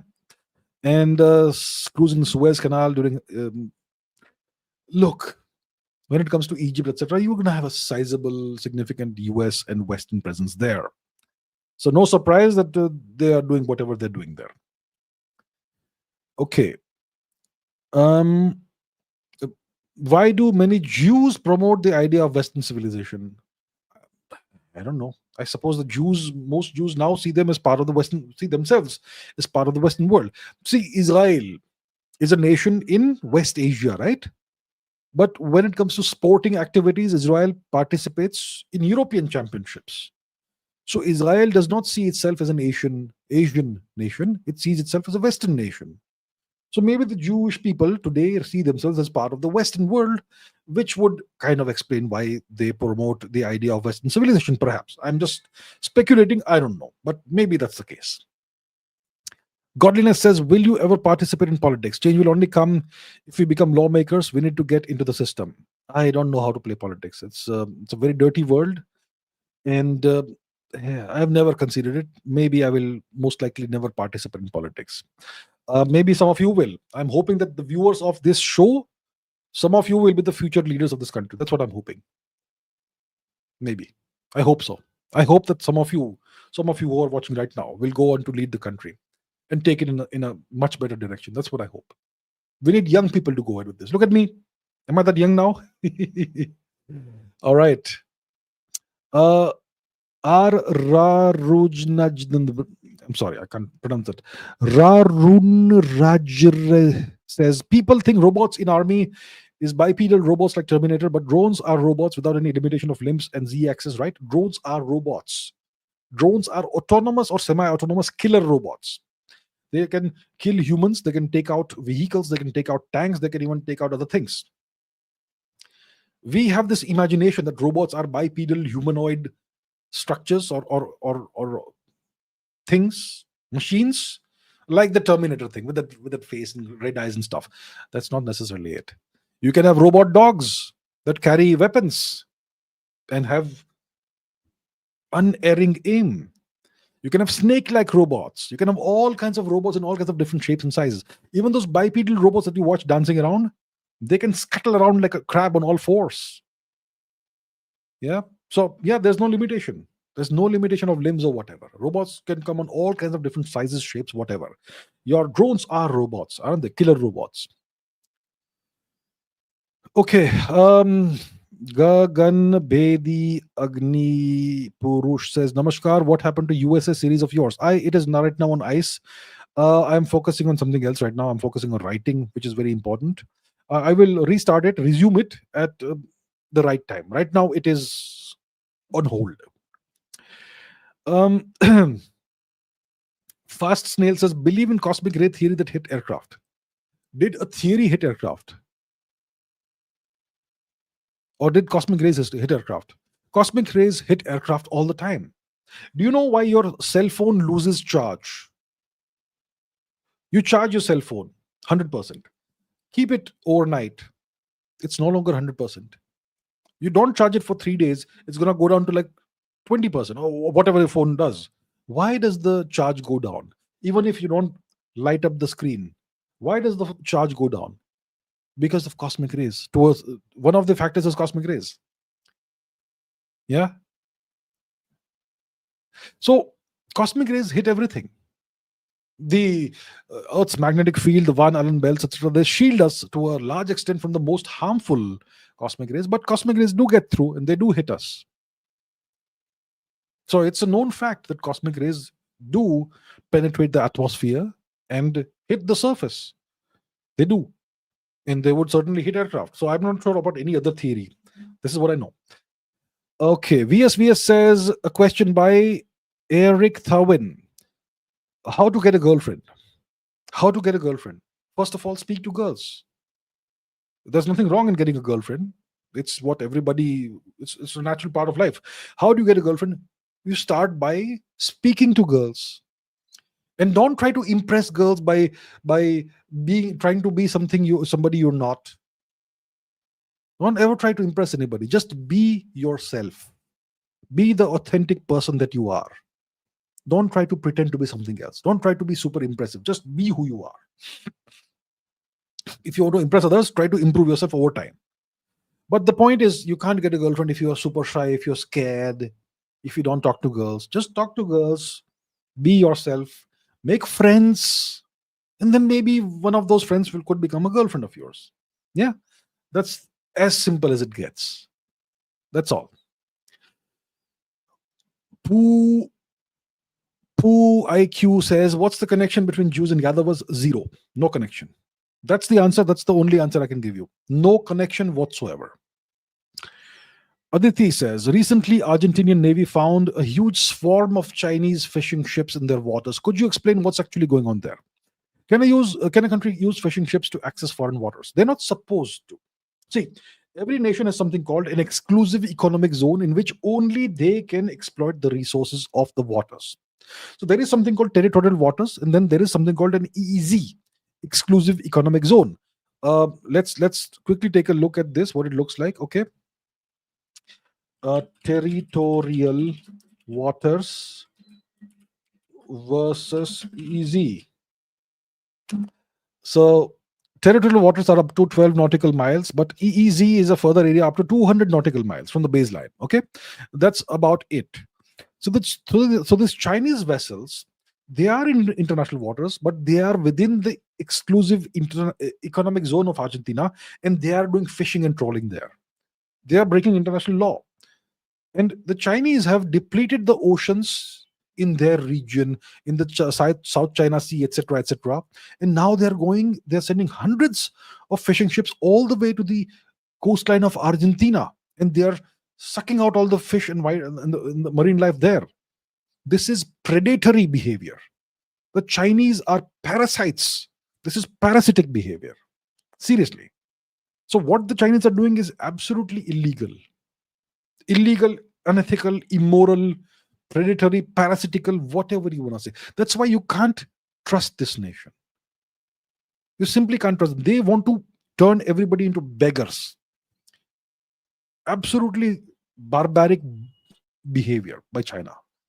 This is outright theft of marine resources. Shocking. Dinesh Verma says, is there any way to bring back the Saraswati? The river, you mean? How do you bring her back? You'd have to change the climate for the river to come back.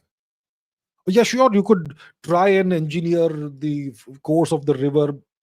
But see, what was the river fed by? It was fed by two things. One was glacial melt water from the Himalayas, the melting of snows and ice in the Himalayas. And secondly, more importantly, the rainy season, the monsoon rains. So 8,000 years ago, the monsoon in India was way heavier than it is today. And it was what mainly sustained this gigantic great river, the Saraswati. Then the monsoon declined over the past 8,000 years, from 6,000 BC until today. And eventually it came down to such an extent that the Saraswati dried out in the southern half of her course. So how do you bring this great river back? You have to engineer a heavier monsoon every year. How do you do that? You don't know how to do it. So, and the question is, why do you want to bring the river back? Maybe we did something that caused her to leave us. So maybe that is something we need to change in ourselves. Yeah. MK says, what will be the consequences if France chooses to come out of the EU and NATO? It will be ostracized. The Americans will punish it tremendously. They will isolate the nation. They will try to destroy its economy. Very simple. How dare a nation try to escape slavery, essentially? Escape vassal status. How dare somebody do that? No one does that. You do that, you're going to be destroyed. The consequences will be severe if France tries to do that. In the past, France did come out of the primary membership from NATO, etc., but it stayed a part of the EU. But France is the only nation that can think of doing such things. But the consequences will be severe if it does that. Okay. Balki today says, Clinton, India visit terror attack in Jammu, Kashmir, JD visit Pahalgam attack. Who's JD? JD Vance. Okay. Clinton. JD Vance visited Pahalgam attack. Putin visit IndiGo fiasco. Does deep state can be sabotage or military government at will? Look, India is allegedly penetrated to some levels, at some levels. The deep state has assets at various levels in India. No question about it. Some are open assets, some are covert assets. I'm not naming anybody, by the way, okay? So, yeah, I'm not naming anybody at all. But yes, India is penetrated, like so many countries are. The Chinese were also penetrated, but they did something about it in the 2010s. They cleaned up things in China. In our case, we are way more penetrated. So yeah, I don't know about our military, but yeah, India can be affected by things that the deep state engineers, for sure. Indeed. Okay, VSVS says Floxinosi nihilificated and defenestrated the Panglossian tea out of James. Floxinosi nihilipilification. Floxinosi nihilipilification, right? Nihilipilificated and defenestrated the Panglossian tea out of James. You know what, actually? James, I appreciate James. He gives me the opportunity to speak about issues that sometimes I don't get to speak about. So I appreciate James. I really do. And yeah, so thank you, James, once again. Thank you. Now, Hyphen says, I've been noticing the increasing Pakistani people in the UK for the past few years. Okay. You are very accurate. There's majority Pakistanis in few towns already. You know, I visited London first time in the year 2002. I saw Pakistanis all over the place. I mean, I saw people who look like us. And you could tell that some of them are not exactly us, they're Pakistanis, right? Because you can't really tell from our features, but certain things give it away. So there were Pakistanis all over the place in 2002 itself. Every shop you go to, every street you walk on, Pakistanis. I mean, yeah, Pakistanis.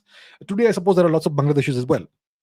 So the UK is very fond of Pakistan. I mean, Rotherham, the Pakistanis were given a free hand.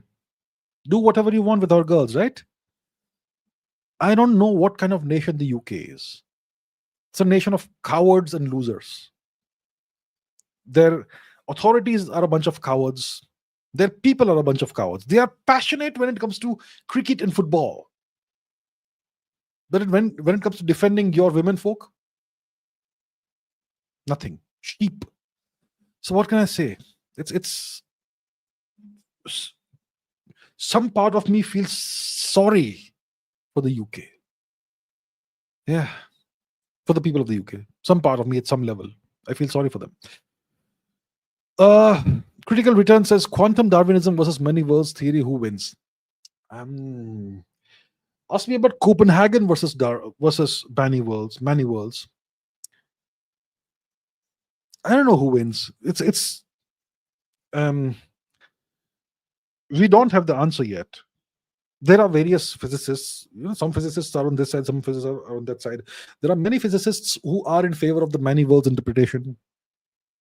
Many physicists will say that the Copenhagen interpretation makes way more sense.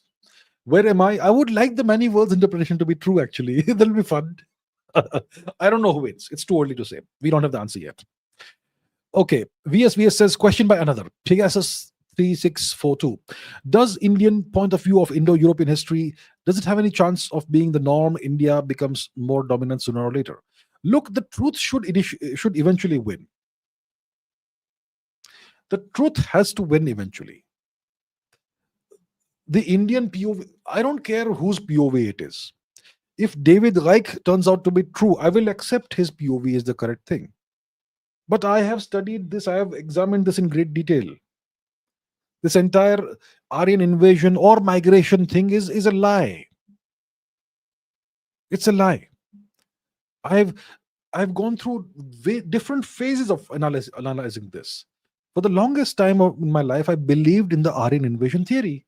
I believed that I was the descendant of white-skinned people who came from Europe and conquered India. I believed that. I believed at least some of my ancestors were white people who came from Central Asia or Europe or whatever. That's what I believed. Then, and I was active on social media, and I had these people who kept on telling me that please look into the Aryan invasion theory. It's all a lie. And I used to get annoyed with it. I used to get annoyed with them. I used to say, how does it matter what happened 5,000 years ago?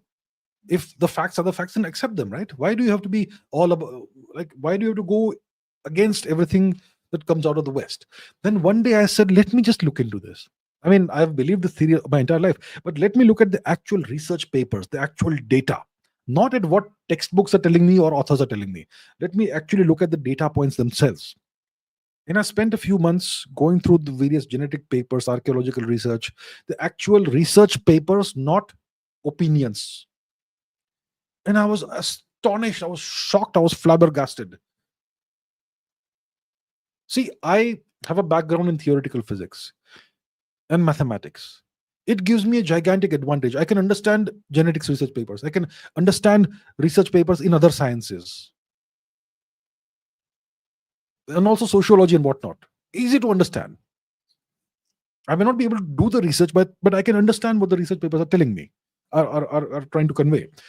And I saw that this is all a lie. And in which year?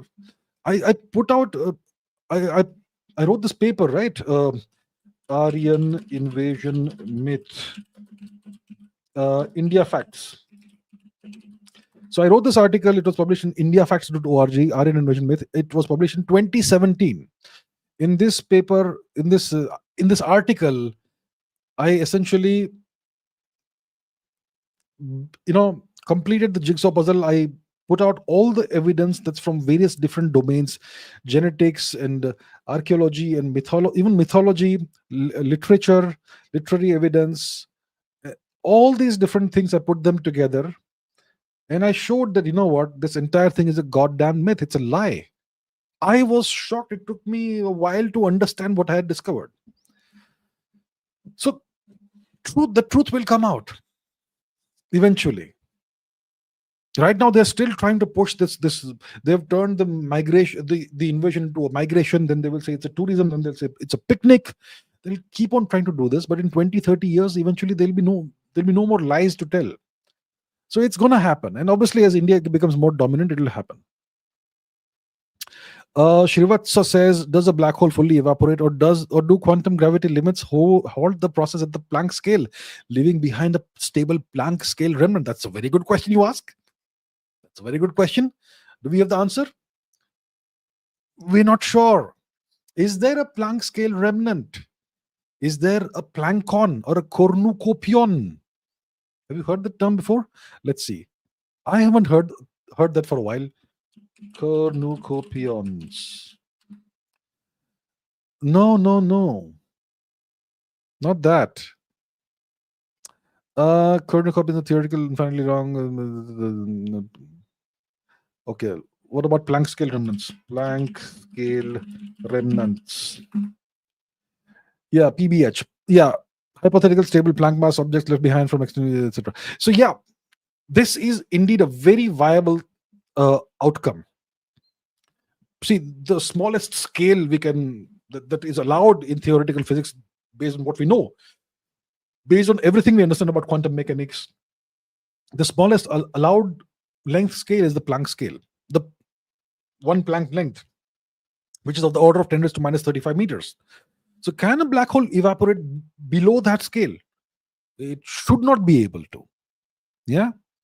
So the process should or could possibly halt at the Planck scale, and black hole evaporation should not be possible beyond that, which would mean that the universe would be filled with this Planck scale remnants that are no longer black holes, which are stable particles, pure mass, which would have very interesting consequences for cold dark matter.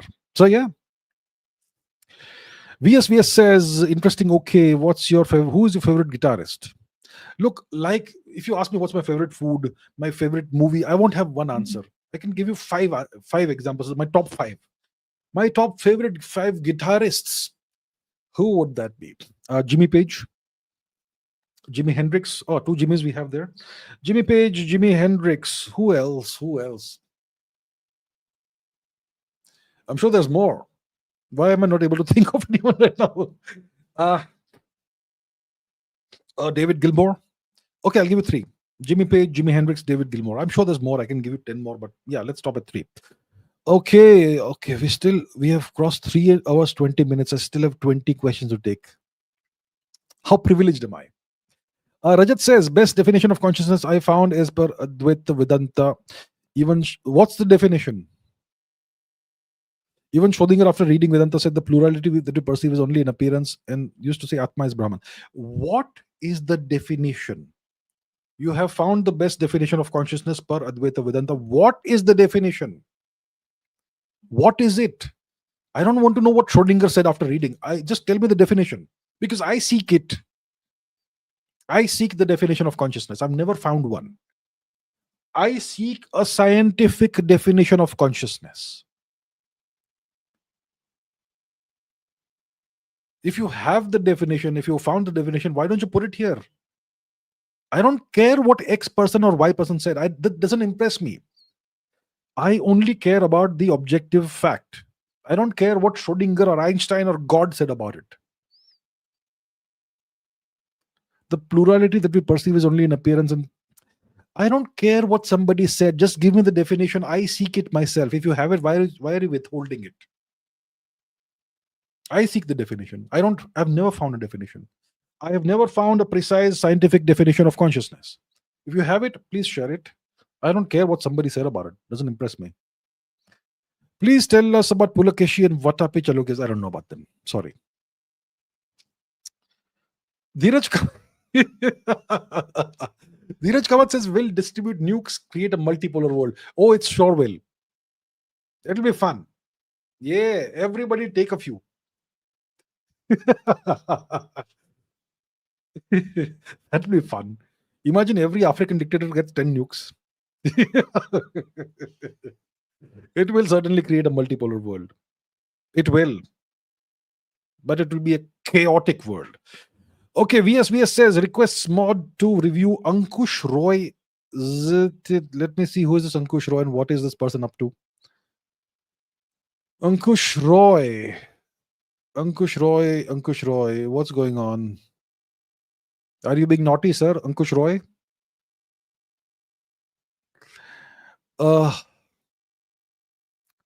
Maybe this will have to be looked into in the future, later, at a later point. Let me just finish this now. I still have like 15 questions to go. Moji Pio Africanus says, do you think the build-up by the Chinese on our borders could lead to an actual conflict by 2030, or do we act on Sindh the POK before that leads to it? No, look, Sindh the POK, if we do something, the Chinese will take action over here. Why are the Chinese building up a military presence on our borders? Because they would like the option to do something. It will cost the Chinese less to start a war with India than to start a war with Taiwan. And if Xi Jinping is under political pressure or whatever, he would like a military victory somewhere. And if he believes that he can inflict a defeat on India, then he will take action. So this build-up by the Chinese on our borders, could it lead to an actual conflict by 2030? Maybe it could lead to a conflict by 2026 or 27. We have to be very careful about that. Okay? We'll have to be very careful about that. VSVS says, Ayush Singh requests comment on China locking Japanese plane. I'm not aware of it. The Chinese have locked the Japanese plane. What? They took a key and locked it? Or did they jam some electronics on the plane? What exactly happened? Let me see the news. China locks Japanese plane. Planet, really? Japanese plane. China-Japan fight explodes midair. A Chinese jet pointed a radar at a Japanese aircraft. Okay, there's nothing to comment about in this. This is just a routine, nasty occurrence by the Chinese. They do that all the time to everybody. Taiwanese, Japanese, whatever. Yeah. VSVS says, when will understanding America restart? Not in the short to medium term. Maybe in the longer term. I right now have other projects that are at a higher priority right now. So not immediately, not soon, but eventually it will. Because it's a very worthwhile and valuable project, but not right now. Riser says, open map, go to Andhra, search church, random area. I'm aware. All over the place. Everywhere. Let's do it. Since you are saying. Let's do it. India is sleeping. I don't know what the Indian government is doing. Like, what? Why are we building all this infrastructure? Why are we building the economy? To give it away to outsiders? So this is Andhra Pradesh. Let's go to any random area and let's see church.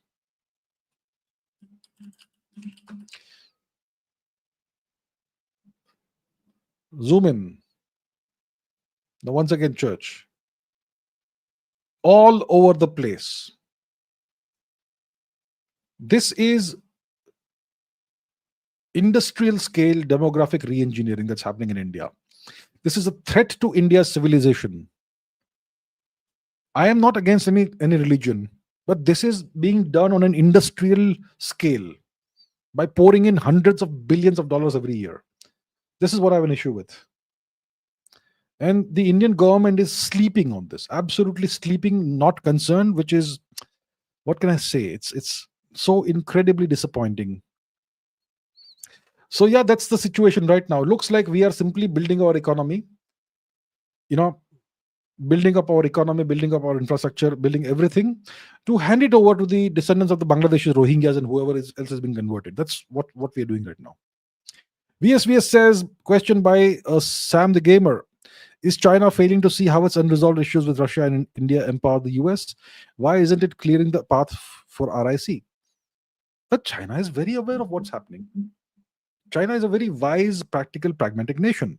They genuinely believe that they can take on the US on their own and vassalize Russia and fragment India. And maybe they have a game plan for that. The Chinese are wise. Maybe you are failing to see the things that they are able to see. Okay? The Chinese are going to up the ante vis-a-vis Russia also in the next 2-3 years. They will start making territorial claims on Russia. They're going to start playing nasty with Russia also by latest by 2030. Why would the Chinese want RIC when it can be C only? They genuinely believe their time has come. That's why they're doing this. Okay, VSVS once again says, do you think India can build expensive colliders even with freebies? But the issue is approvals, corruption, and specific department funding cuts or no vision. See, we can still build expensive colliders. The question is, who's going to operate the colliders? Do we have the right? Do we, first of all, have the vision to make India a leading scientific power? Do we have the vision? The vision has to come from the top. Do we have the vision is the first question. Approvals, oh my God. The bureaucracy, the red tape. I mean, the Prime Minister approved the construction of an Indian version of LLMs in 2015. 2015. Let me show you. Okay, let's go to the Wikipedia page for LLMs India.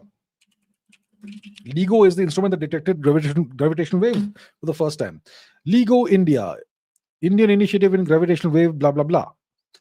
So, purpose, funding, etc.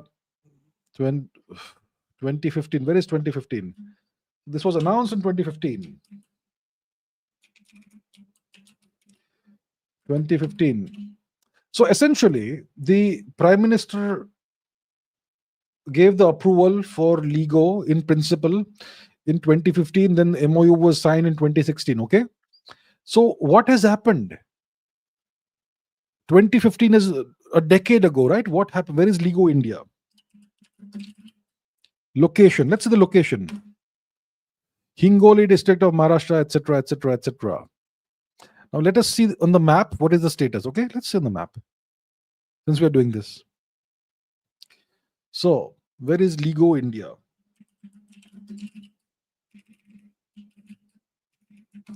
LLMs India. Where it's here. Let us see. Has something been constructed? Do you see anything that has been constructed here? I can see a small little thing here. Yeah, this is the facility. It's a corporate office that they have built. Where is the instrument? The approval was given 10 years ago. There is absolutely no vision in India. Okay, that's the problem. So without a vision, what collider will India build? Nothing. There's no scientific vision. There's no ambition. There's nothing. Positive coffee. Thank you very much, sir. Thank you. A. Rahul says, Hinduism has never been about following a specific book. Yes, sir, I know that. Why are people nowadays trying to frame it as a religion of a book which they like?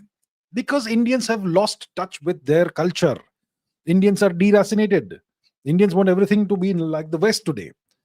And there are various newfangled aspects of Hinduism or newfangled cults that claim to be Hindu cults that have emerged in the past few decades. Some of whom portray the gods they don't like as demigods, and so much more. So there is all this little infighting, all this little competition, etc. Everyone's trying to say, this is the book I like. The founder of my cult wrote this book, which is an edited version of the older book, and you have to read this only, and that sort of thing. I am not naming anybody specifically. I'm just saying overall, this is the situation.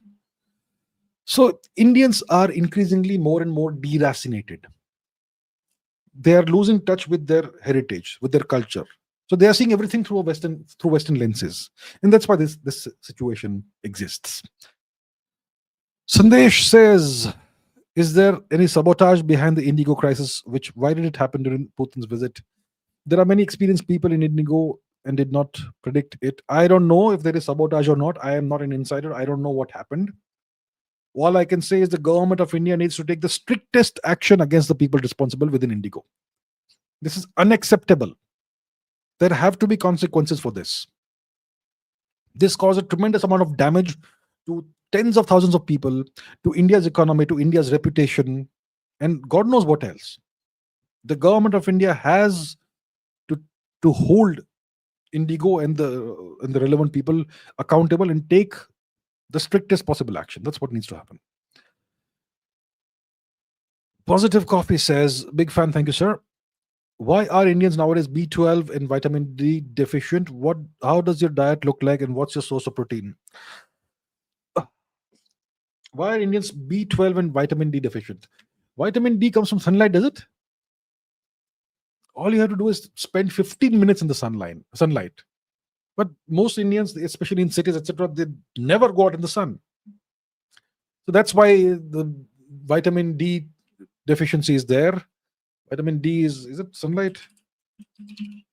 Vitamin D is from sunlight. Sun exposure, yeah. B12, I'm not really sure. I suppose they don't eat balanced diet and all that. What does my diet look like? What's my source of protein? Well, let's not go into those matters. My diet is a balanced diet.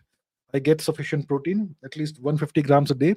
My diet isn't always very disciplined, which is why I'm slightly not very fit right now. I need to get back into shape soon. VSVS says, "Do you think INR around 90 is good?" I don't. Look, I'm not an economist. Economics is one thing that's not my forte, so I don't know. I suppose that if there's a lower exchange rate or higher exchange rate vis-a-vis the Indian rupee, then it could be beneficial if we are exporting. But we are not a major exporting country. We are importing more than we export, right? That's the problem.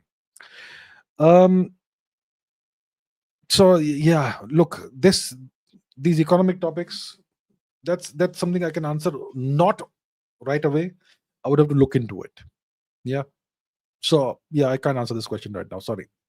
Spade 2 says, "We would love to contribute and assist you in any shape or form, as we want to learn more from you, for example, mods for channel, etc." Thank you. Thank you very much for the suggestion and the offer, and I will consider that seriously. Thank you. UMX Glohaha says, "Thoughts on self-help books." When I was in my 20s and even early 30s, I read a whole bunch of self-help books. Did they help me? Not really. Not really. It may help you. It depends. It depends. My personal experience has been is that, it's overall. Eventually, I have come to think of these self-help books as a waste of time. They go on forever, and you have to really search for the 2-3 pieces of information that are relevant, which you could write in like 5 pages essentially. But they turn that into a 300-page book and so on. So most of the self-help books are just fluff, just unhelpful. There may be a few that I'm not aware of, but whatever. Devesh Shukla says, "How can I be a successful, also financially polymath generalist like you? I'm interested in multiple areas." You have to spend all your time reading and studying these things, and you have to be able to monetize some of this knowledge and skills. That's what you do, right? So if you want to be a polymath or a generalist, I'm not sure I'm a generalist. I am a specialist in a couple of things, actually. But because I have had so many deep interests in so many different topics, and I've really, really pursued them very seriously throughout my life, even during times when people used to make fun of me for that, what's the point of knowing all these things? Yeah. What's the point of knowing all this information? People used to make fun of me. Yeah. I still did it. I didn't care what people thought. So you have to do that if you really want to go in that direction. Whatever topics you find interesting, study them in depth. You can't study things shallowly. You have to study everything in depth. So you have to spend time becoming specialist in one thing at a time, and then retain that information and do it in multiple areas and topics. It's not for everybody. It's very hard. Most people will find it super painful. And then you have to find ways of making, turning some of that knowledge or some of those skills into something that's actually monetizable. So you have to find your own way in that. I never went out with the objective that I want to be a polymath or whatever. I was just following my curiosity my entire life. And that's what brought me to wherever I am today. Critical Return says, how can I stop procrastinating and increase focus? How do you stop? So you cut off all the things that make you procrastinate, destroy them. Let's say on your phone, you have 20 apps that make you procrastinate. Delete the goddamn apps. Let's say you have 5 friends who are wasters of your time. End those friendships. See, very easy to say, very hard to do. Do it, it'll work out. That's all. VSVS says, why UFOs have not evolved like fighter jets in terms of shape and size? They've always been circular since their inception. Even today, they're mostly circular in shape. Who has seen UFOs? The UFOs only appear in the US. My hunch is that these UFOs, they are secret US technology. And if you see the UFOs that appeared last year all across the United States, they were in all kinds of different shapes and sizes. Some of them were like orbs, some of them were in other shapes. So it's not just like circular or that sort of saucer shaped. You have all kinds of differently shaped UFOs that you see these days, but only in the US apparently. Okay, so most likely these are secret technological programs of the US military. VSVS says, please tell what you think about the latest Mohammed Salah's situation. Who is Mohammed Salah? I don't know Mohammed. Are you talking about Mo Salah, the Egyptian origin footballer? What's the situation? I don't know. If it is Mohammed Salah, I don't know who that is. If it is Mohammed Salah, the Egyptian footballer, I don't know what the situation is. I'm not keeping track of football, so I have no idea. No idea. Sorry. VSVS says, is an operation or strike like Operation Sindoor could be done by India in this month? Very unlikely. Very unlikely. Okay. Dheeraj Kamath says, Rahul is against the Vedas being the central authority of the civilization. I don't think you concur with him on that. The Rig Veda is the foundational text of Indian civilization. It's the oldest literature on the planet. And the other Vedas came from that. So the foundational literature, the foundational texts, the foundational heart and soul of our civilization is the Vedas. That's how I see it. If somebody disagrees with me, that's their choice. Okay, Priel says Poland is making huge progress despite EU downfall. Who says there is an EU downfall of Poland? Why China, Vietnam, Japanese, etc. people are more disciplined despite being worse than us, having worse than us? Poland is making huge progress. Poland is being propped up as the next European military superpower to defend Europe, Western Europe against Russia. That's why the US, etc., NATO are bulking up the Polish military. And that obviously is going to have a good financial effect on Poland.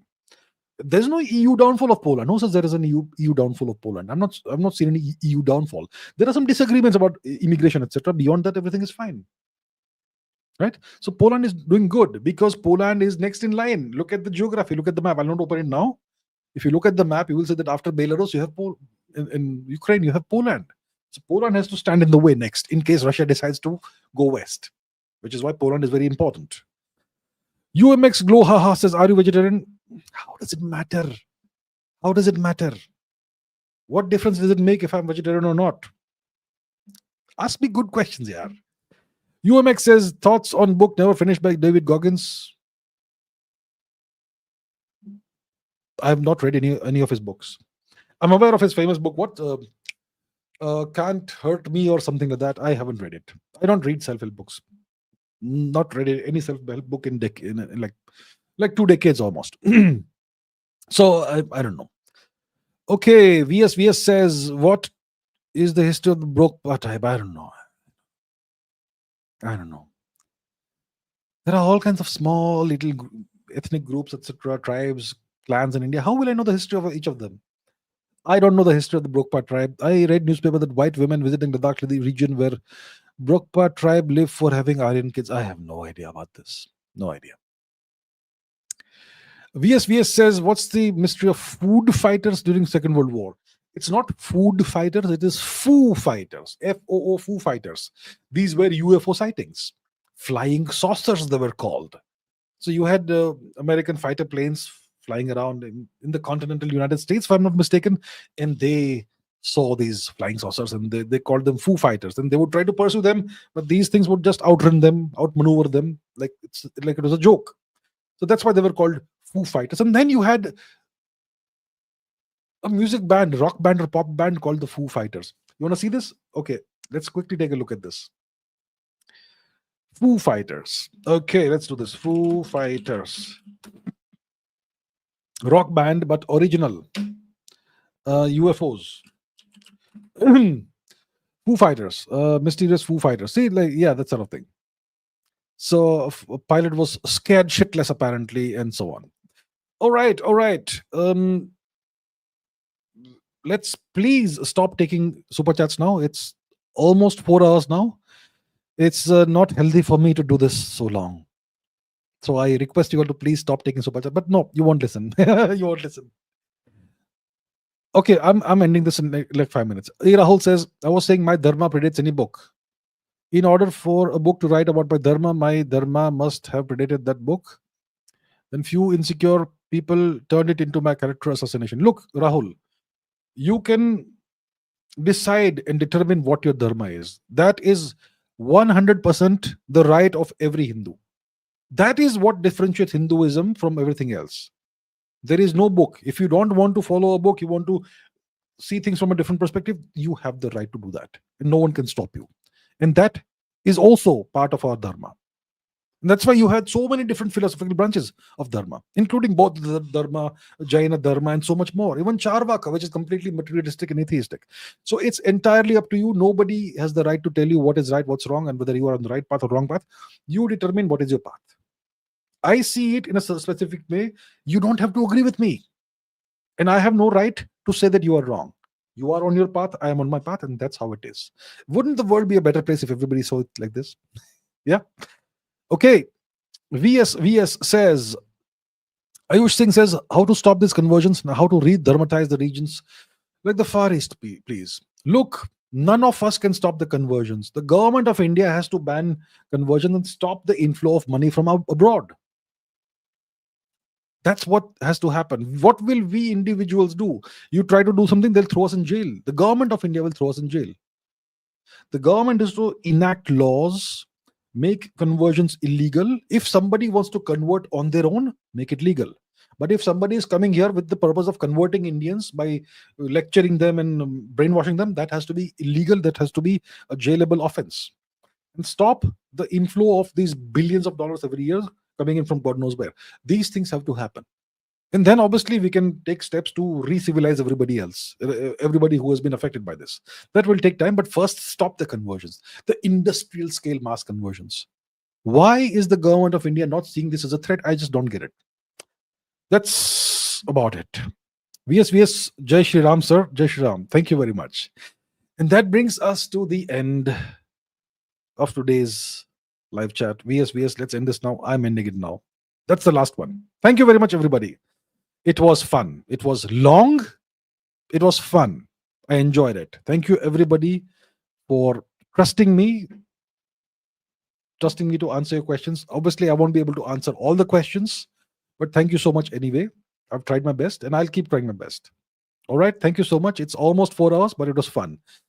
I look forward to seeing you next week in next week's live streams. Please keep learning things. Please keep asking your questions. That's the only way to learn, and keep raising your standards. I'll see you very soon in the next live stream. Take care, everyone. Bye bye.